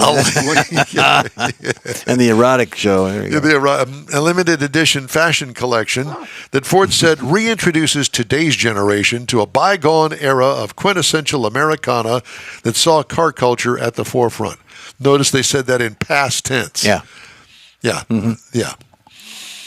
Products in the 28-piece collection available online and in stores now range from a $17.99 rhinestone graphic T-shirt and Gloria Vanderbilt jeans. Why is he looking at me? He's looking at me. Come on now. Some of those chick jeans, you know, those tight ones that you wear, those low riders. Skinny jeans. Skinny jeans with So the $17.99 rhinestone graphic T-shirt to $79.99 unisex Mustang coveralls. That's for you, Jeffrey. Shirtless coveralls. The various shirts, pants, jackets, hats, and sweatshirts feature either the blue oval logo in just the right place. Where do you put it? Or graphics of the Mustang sports car on Bronco SUVs. Forever 21 of Los Angeles has about 400 stores nationwide. Not anymore. You'll find Jeffrey making personal visits there beginning this afternoon. Sorry, I make myself laugh. I just can't help it. He'll be modeling the coveralls. The coveralls. We're gonna cut them off and make some. There's no mention of chaps. Oh, Lord of mercy! You know the kind you're talking about. Exactly which kind you're talking about. Oh my Lord! God. I just have that vision.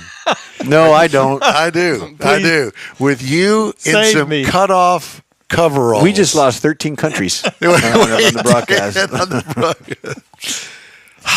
Speaking of Ford Motor Company, a glut of late arriving 23 models have driven Lincoln Motor Company inventory to the highest levels in the industry, promoting the brand to boost incentives and use other strategies to help dealers sell down the remaining backlog.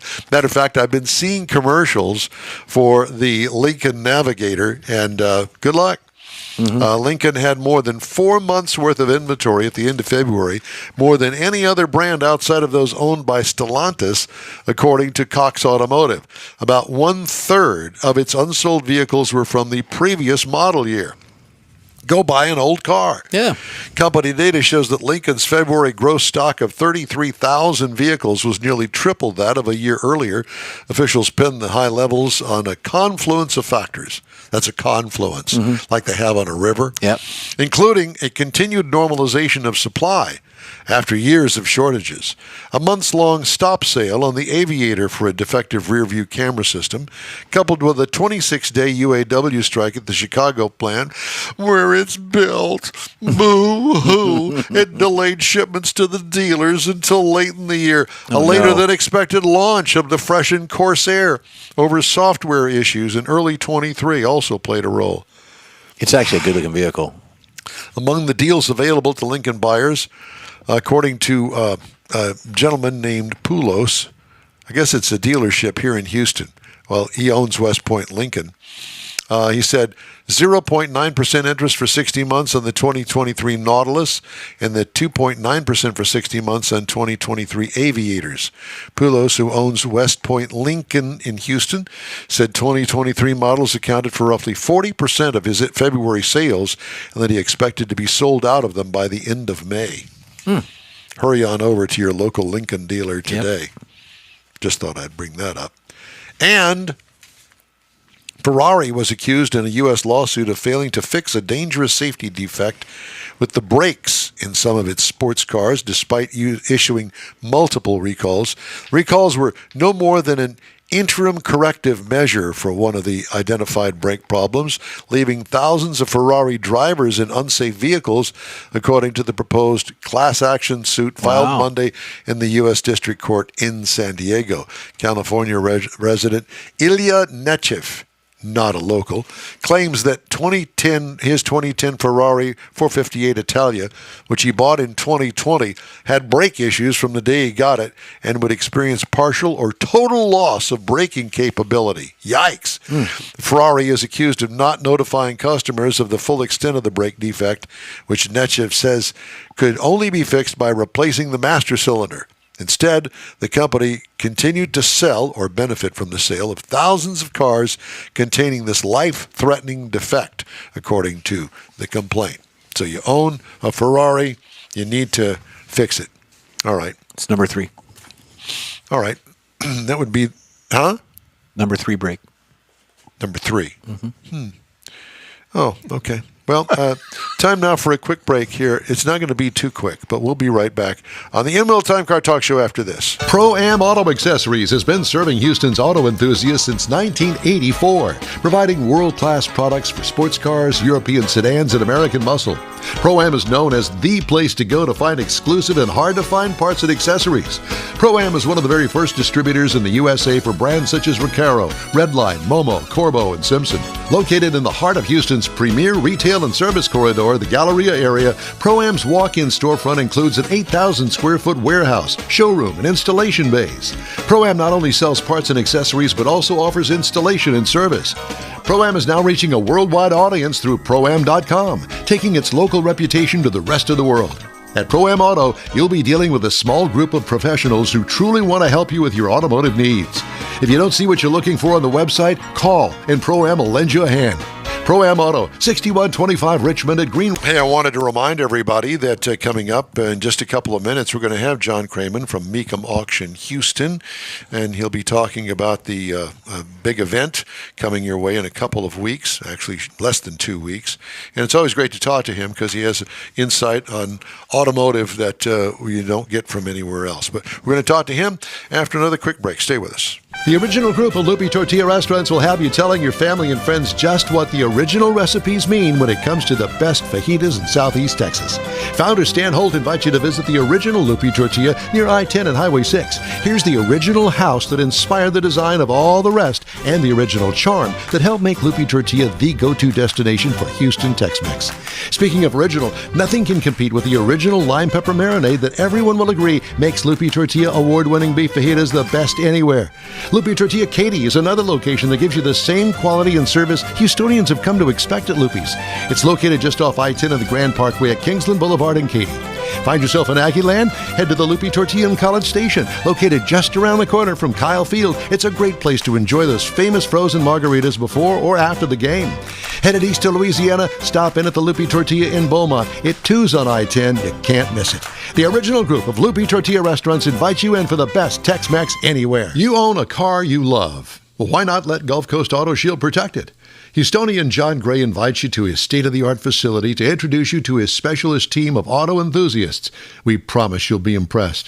Whether you're looking to massage your original paint to a like-new appearance, apply a ceramic coating, install a paint protection film, nano-ceramic window tint, or new windshield protection called ExoShield, Gulf Coast Auto Shield is where Houston's car people go. Curbed your wheels? Instead of buying new, why not have them repaired? How about a professionally installed radar detector? Gulf Coast Auto Shield does that too. Get a peek inside the shop and look at the services offered by getting online and heading to gcautoshield.com. Better yet, stop by their facility at 11275 South Sam Houston Tollway, just south of the Southwest Freeway, and get a personal tour. Gulf Coast Auto Shield is your place to go for all things exterior. Call them today, 832-930-5655 or gcautoshield.com. That's it for this podcast episode of the In Wheel Time Car Show. I'm Don Armstrong.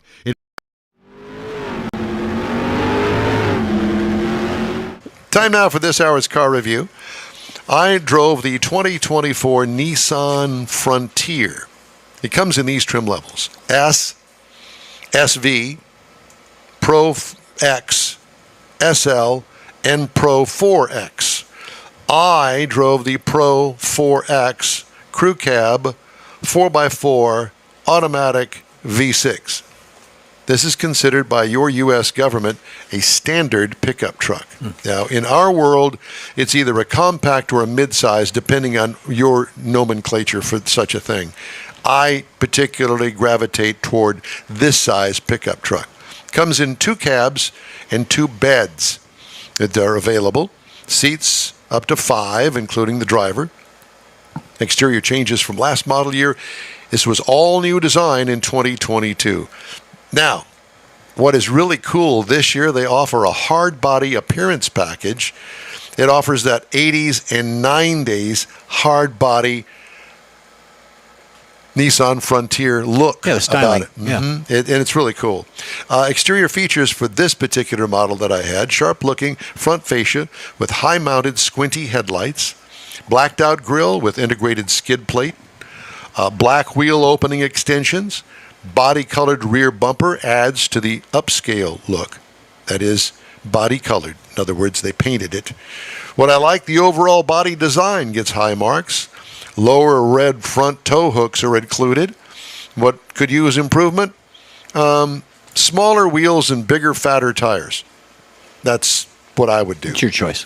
Yeah. Interior highlights: simple, straightforward dash design, built-in square infotainment screen with HVAC controls that has its own panel beneath that infotainment screen. Passive phone charger with a forward storage tray on the center console. Optional leather seats with special Pro 4X embossing.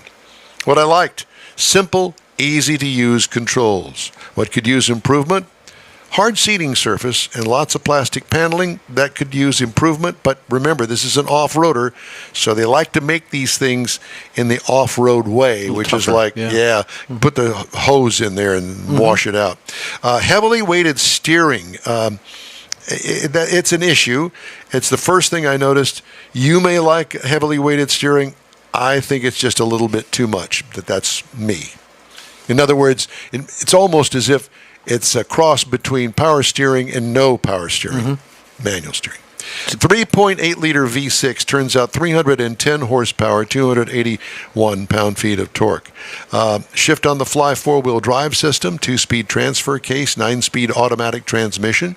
Tow rating is 6,100 pounds. That's a lot. Yeah. Payload, 1,220. It's almost like a regular half-ton pickup truck. Miles per gallon in the city, 18. 22 on the highway for a combined of 19. I got 20.2 over 321 miles, most of that on the freeway. What I liked about it, the 17-inch beadlock alloys with those off-road tires on it. I think that looked really good. What could use improvement? I would like to offer that they offer a high-output 4-banger engine in it. because I know that there are four-banger engines that turn out 300 plus horsepower. I know it can be done. I'd like to see that as an option. What I liked about the ride and handling, love those Bilstein off-road shocks. They work good on the road too. I've got lots of travel in it, and it just is really a nice ride to it. What could use improvement in the ride and handling category? Nothing. Okay, here's the pricing on this. The base trim price is $39,300. The price as tested, all loaded up, $47,630. That's a lot of money. Base model price, you can get in one of these for $31,330. Competitors, and I'm going to give you the base price for these competitors. The Ford Ranger at $32,565. The Toyota Tacoma starts at $29,430, and the Chevy Colorado starts at $29,500. So they're all within a couple $1,000s in the start-off price. Yeah. So that's my review of the 2024 Nissan Frontier Pro 4X. I like the color. The green that you had was nice. I did too. You know, and I'm not a green kind of guy, but I did. It's off-roady. Yeah, but it's not a look at me, I'm green color. Technical term. And it's not an army green. It's not fluorescent. Yeah, and it's kind of in between from. It just works with this vehicle. It does. It does. They real did well. They did a good job on that. So thank you, Steve Parrott at Nissan, for loaning me the vehicle. Which, by the way, I had to get his permission to get it. Oh, wow. So I just couldn't go through Alba, our normal source. So I called Steve. Steve, come on. Yeah, I got to send him some information too. Yeah. So at any rate, we got it. It's good. It's good. Gooder. And really did enjoy it.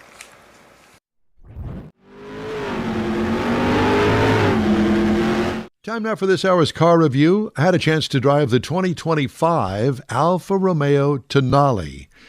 Well, it's only one trim level, and that's the Tributo Italiano E all-wheel drive. This was an all-new vehicle last year. It rides on the Dodge Hornet platform, of all things, with the same engine that's modified, a modified Jeep platform, if you will. It's built in Pomigliano, Italy. We love the overall shape with distinct alpha triangular center grille, squinty headlights, nice 3-slot rear lighting, big dual exhaust, almost coffee can size. Big red brake calipers that really stand out behind those huge wheels. They're 20-inch, 5-hole wheels is what they call them. Very unique, very cool. It stands out, had a lot of compliments on them. Red, white, and green Italian salute on the side mirrors. They're very small, but very cool.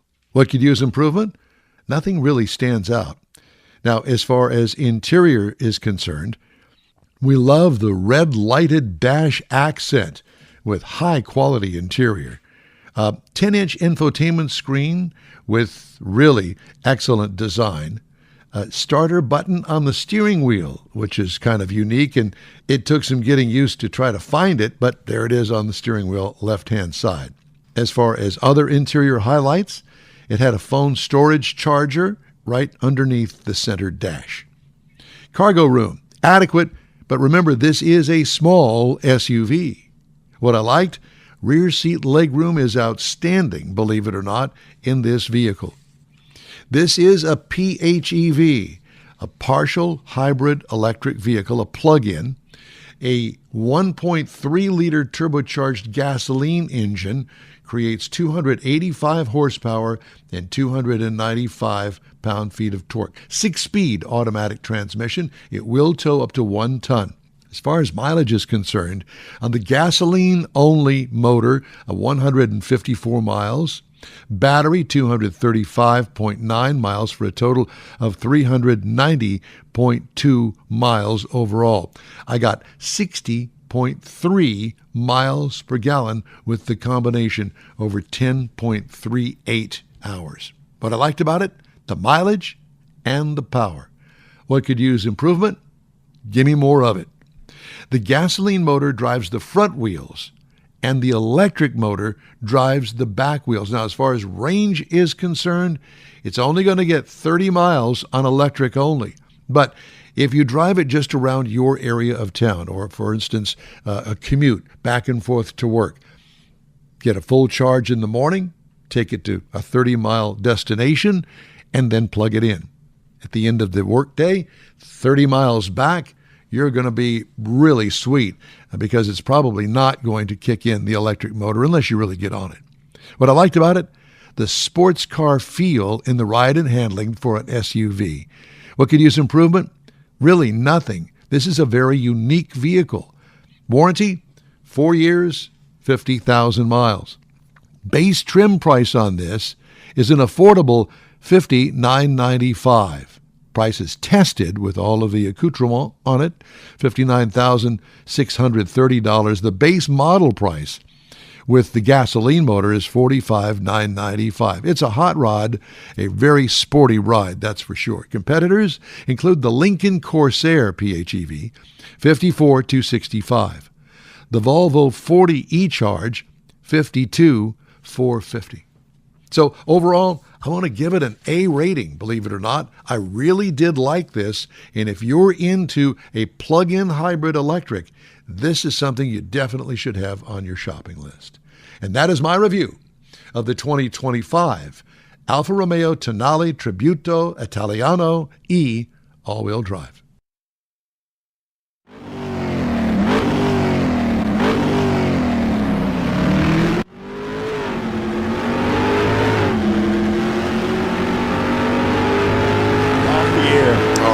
Let's move on, shall we, and talk about a review of the 2024 Toyota Tundra Capstone.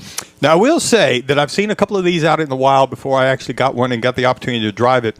And I was really impressed with some of the styling changes. So this is the 2024 Toyota Tundra Capstone Crew Max four-wheel drive. They did a big redo in 2022, and they've been styling it out since then. It is available in 2 cab styles, 2 engines, got 3 different bed lengths, so you can kind of mix and match things, but there's actually 7 trim levels, starting with the base SR, then it goes to the SR5, a Limited, Platinum, the 1794, and then you got the TRD Pro, which is the big off-road, and then you get to the Capstone, which is the top-of-the-line premium model, which is what we happen to have for our review. Now, it's got a lot of things on the outside of it, including LED lighting that's all the way around, including fog lights. It's got the automatic leveling headlights, and it's got tow mirrors that actually extend out from the sides and fold that are heated. It's got a panoramic sunroof, and it's really a big sunroof on the inside of that cab.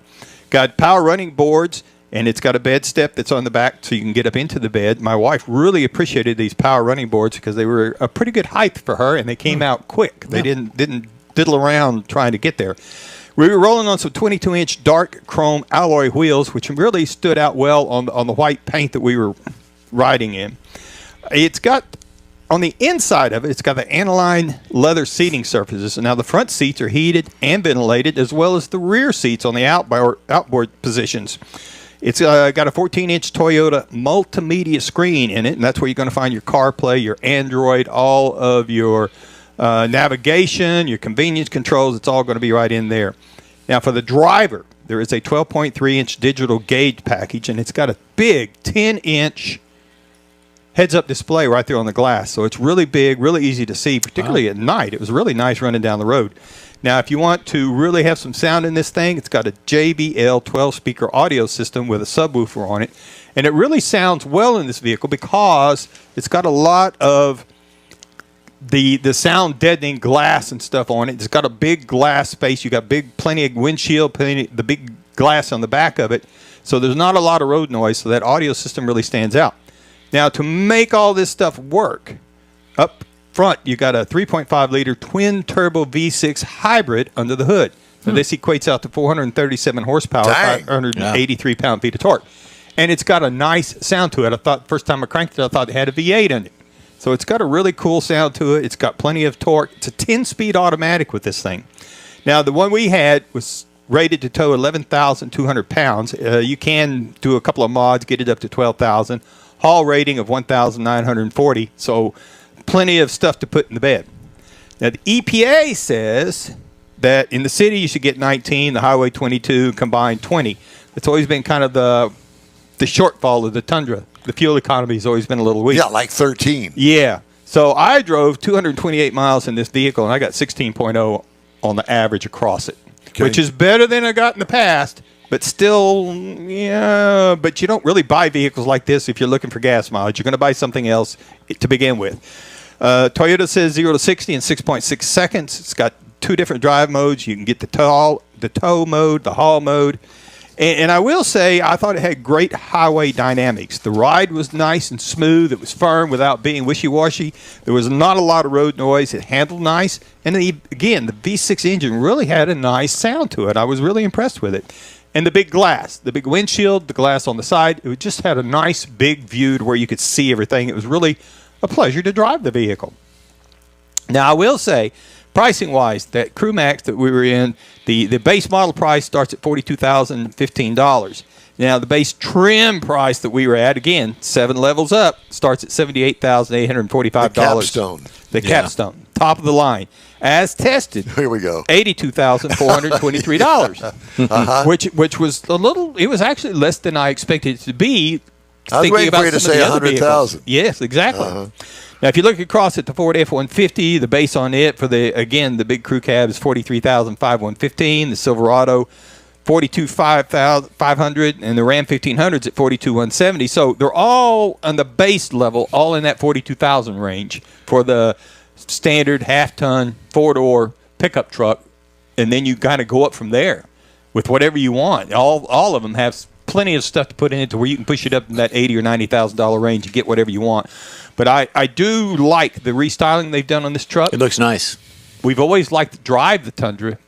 It was just the fuel economy and some of the styling keys on it, but they've really made some changes in it. Jason's got a Tundra. I don't know what year his is, but he likes his. Hey, if you'd like to get in touch with us, shoot us an email. The address is info@inwheeltime.com. And be sure to follow us on Facebook.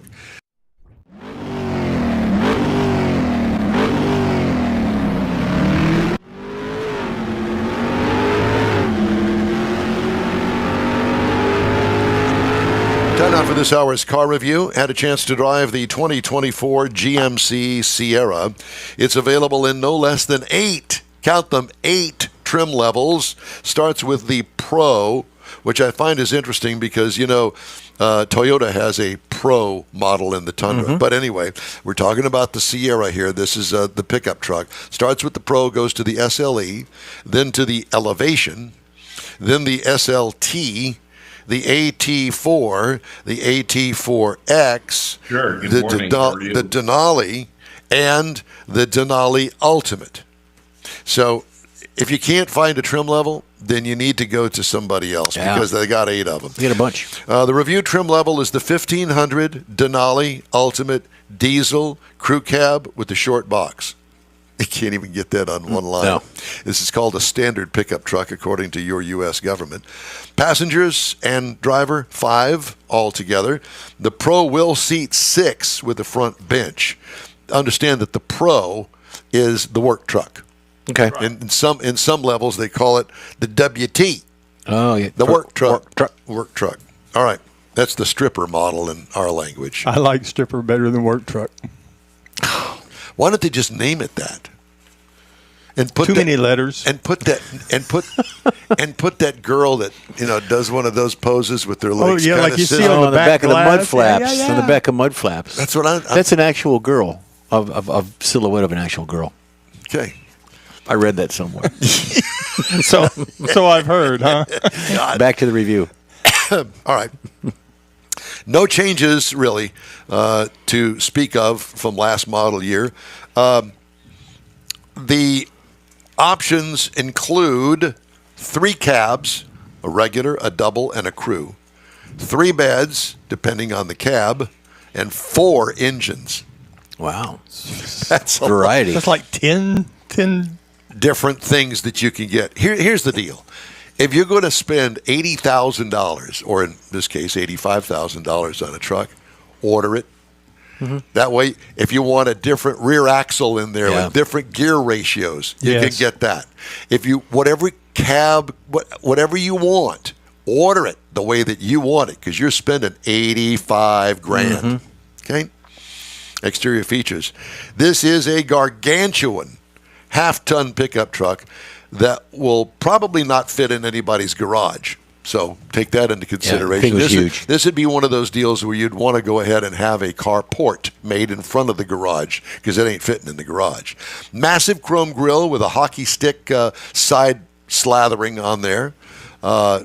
Daytime running lights on it. Also kind of mirrors that hockey stick thing. We had a huge 20-inch smoky chrome wheel option. Retractable running boards is a nice feature, what I liked. The subtle body side sculpting, I like that. I also enjoyed the multi Pro tailgate that comes with the Denali Ultimate trim. So they've included that. Used to be $10,000. I don't know how much the thing cost. A lot of money to have that multi-pro, but that's the way to go with that tailgate. Absolutely. What could use improvement? I don't know. They've thrown the kitchen sink at this thing. You could probably order that too. Interior highlights: well laid out dash with conservative instrument cluster pod. Big infotainment screen now that's easy to maneuver through. Top-notch leather seating with adjustability. Big shift knob on the console. Takes up too much room. Period. Okay. Gobs of cubbies and storage throughout the cabin. What I liked about it, the attention to the detailed stitching and the ultimate badging that's also on the seat. What could use improvement? Nothing. This is GM at its best. 3-liter inline 6-cylinder diesel engine, 305 horsepower, but 495 pound-feet of torque with a 10-speed automatic transmission. Towing, 8,700 pounds. Hauling, 1,380. 23 miles per gallon city, 27 on the highway for a combined of 24. I got 25.4 miles per gallon over 451.8 miles. If you're going to keep this thing for a while, you'll probably get your money back on the up pricing on the diesel engine. What I liked about it, smooth, quiet power with big, big torque. And what could use improvement? Nothing. Engine rocks is my note. Ride and handling, smoother than you'd think for this massive thing. The tester was unloaded. In other words, I wasn't hauling anything and I wasn't towing anything. What could use improvement? Suspension adjustability. Base trim price, $82,500. Prices tested $85,400. Base model price $43,400 for the Pro entry-level version. The other entry-level versions include the Ford F-150 starting at $43,500, the Ram 1500 for $41,300, and the Toyota for $42,000. So, and that's my review of the 2024 GMC Sierra Denali Ultimate 1500 Diesel Crew Cab with the short box. The only thing that does not appeal to me on that vehicle is the grille. They never have, through the whole life of that GMC version, the grille is my issue. I agree with you. If you'd like to get in touch with us, shoot us an email. The address here is info@inwheeltime.com. We are back after this quick break.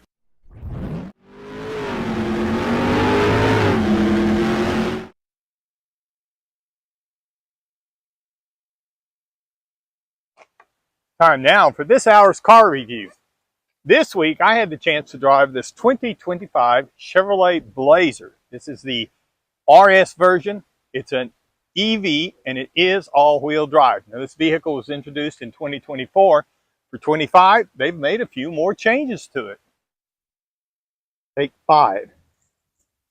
Since this is an EV, the stylist can do a few things different across the front and make things a little more aerodynamic, kind of smooth some things out. But they really have gone to the thin headlights, and they put an additional light bar all the way across the front so that the Chevrolet emblem also included in that lights up as well. Makes a really cool look in the dark. Now, coming down the side, we're going to see that there are some vents. We're going to see this nice 21-inch aluminum wheels that we're rolling on. Got a black treatment on the caps for the side mirrors, roof rails, all the cladding around the wheels, even across to the back bumpers. With the rear hatch open, we've got some cargo space here. We've even got some storage underneath the floor. Lift it up, you're going to find some places to put some dry storage. You're also going to find this is where your cables can be to do your charging. There is no spare tire. Chevrolet says this vehicle comes with self-sealing tires on it. So up to a 1/4 inch puncture is supposed to be able to self-seal and continue on the road. Inside, the driver's got a nice 11-inch screen that he can configure, particularly using the easy to reach buttons that are on the steering wheel. Now over on the center stack, or in the center, you're going to find a 17.1 inch infotainment type screen. Now this is where you're going to find all your controls for your convenience, your navigation, all the things you're going to do that you might be looking for buttons for, but they're all going to be down inside here, inside this screen. Now there are some buttons right here, as well as some kind of, to me, very retro looking air conditioning vents, but I really like them. There's also another storage compartment up here in the front. Got 2 USB-C ports on them. Now there's no USB-A's that I could find any place, so you either need an adapter or you've got to come on up to the new stuff. Got 2 cup holders up here, and we've got a wireless phone charger here. Now this works really well. And then we have another USB-C port in the deeper storage well of the center console.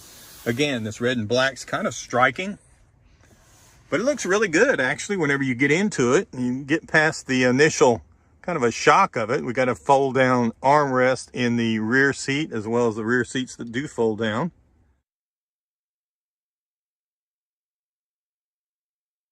Talked about some of the styling touches on this RS package with the black and blue trim in particular. One of the things we wanted to note was there's a touch point right here, and this is how you get to your charging cable. It's much like a fuel filler door that pops open, except this one obviously lowers itself.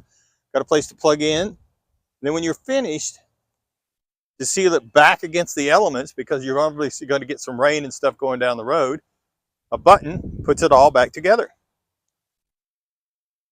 The 2025 Chevrolet Blazer RS EV all-wheel drive. Now this is an EV, so it's a little bit heavier. It rolls on some nice 21-inch tires. So when you get it out on the highway, it's very compliant handling. It's not really a boat by any means, but it handles the road imperfections really well.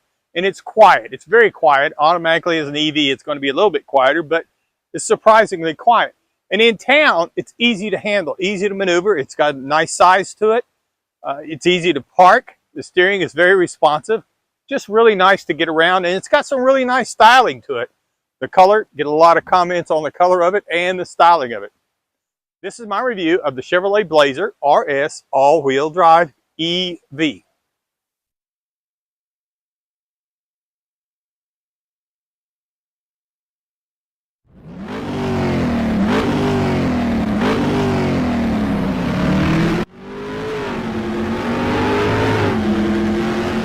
All right, it's time now for this hour's car review. I had a chance to drive. No, I thought it was Mike's. No, it's Don's. Oh, well then I better back this up. Don said it was mine, but on the schedule, it's Don's. Ah. Yeah. Okay. Yeah, right there. See? Yep. Yeah, right there. So Don's. you have to go by what he reads, not what he says. Yeah. So I had a chance to drive the 2024 Ford Ranger. It comes in these trim levels: XL, XLT, Lariat, and Raptor. Did you know that they make a Ranger Raptor? I did not. No. The one that I had is the Super Crew 4x4 Lariat, which is the top of the line for the regular Ranger. Compact pickup truck, seats 5, including the driver. Yes, it is a crew cab. All new sheet metal. This is the 5th generation of the Ranger. Exterior features include, well, one of the best looking compact pickups around, I think. Sharp looking grille with subtle side badges. Wheel and tire combo looks great on this. Door crease adds to its upscale look. What I liked about it, how the Ranger mimics the F-150, but with a smaller stature. Yeah. What could use improvement? Well, prices rising exponentially with the upper trim. Would you, somebody go out there and tell that boy to quiet it down, would you? Yeah. Prices rise exponentially with the upper trim levels. If you want to get into the Raptor, you're talking about some serious money right there. Interior highlights: Tesla-like optional infotainment screen is the centerpiece to the interior. Great cloth seats, yes. Leather's available for you people that don't know how to deal with the heat in Houston, Texas. Awesome dash layout, well designed. Now, as far as the bed size, they only come in one bed size and one cab, and that's the 4-door, the crew cab. Yeah. What I liked about it, the design. It's really nice looking. If you have not seen one, I encourage you, if you're in the market for what we call a mid-size pickup truck, to go and check it out. What could use improvement? More interior color, like the Raptor has. Just a little bit more color, I think, would be a little splash. Good. Accents. Yeah. Comes with a 2.3-liter EcoBoost 4-cylinder engine that turns out 270 horsepower and 310 pound-feet of torque through a 10-speed automatic transmission. Tow rating 7,500 pounds, haul rating 1,800 pounds. So this is a workhorse. This is a body on frame. This is not like the Maverick. 21 miles per gallon city, 25 highway for combined to 22 is what it's rated for. I got 22 over 487.5 miles. What I liked about it, plenty of power. If you need more, there is a 3-liter V6 still available at 405 horsepower. Yeah. Wow. I don't know what you'd do with that, but okay. Did you say turbo or no? Just a V6. V6. Ride and handling, pretty smooth for an unloaded pickup truck. What could use improvement? Maybe an optional air ride suspension, but you start adding that kind of thing and you start increasing the price of it. Yep. And price is important. Base trim price, $32,670, so it's not cheap. That's the base. Price is tested $43,630. Now that's the top of the line Lariat, just one below the Raptor. You don't even want to know how much the Raptor is. Base model price $39,565. So with that base model price in mind, competitors include the Chevy Colorado for $31,095, Toyota Tacoma for $33,700, and the Honda Ridgeline $39,750. And that is my review of the 2024 Ford Ranger Super Crew 4x4 Lariat with the 2.3-liter EcoBoost engine. Very good. Yeah, I think that's it's kind of like the Ranger's always been out there. So yeah, well, they've done the improvements, made it a little bit bigger, which so that's the reason the Maverick comes in a little bit smaller. Yeah, so it's a nice size. I think so too. I liked it very much. What could use improvement? Well, you pick it, because I just didn't make it up, but a little bit more splash on the interior. But remember, it is a truck. And I know people now have limousine trucks. Exactly. Hey, if you'd like to get in touch with us, shoot us an email. The address here is info@nwheeltime.com.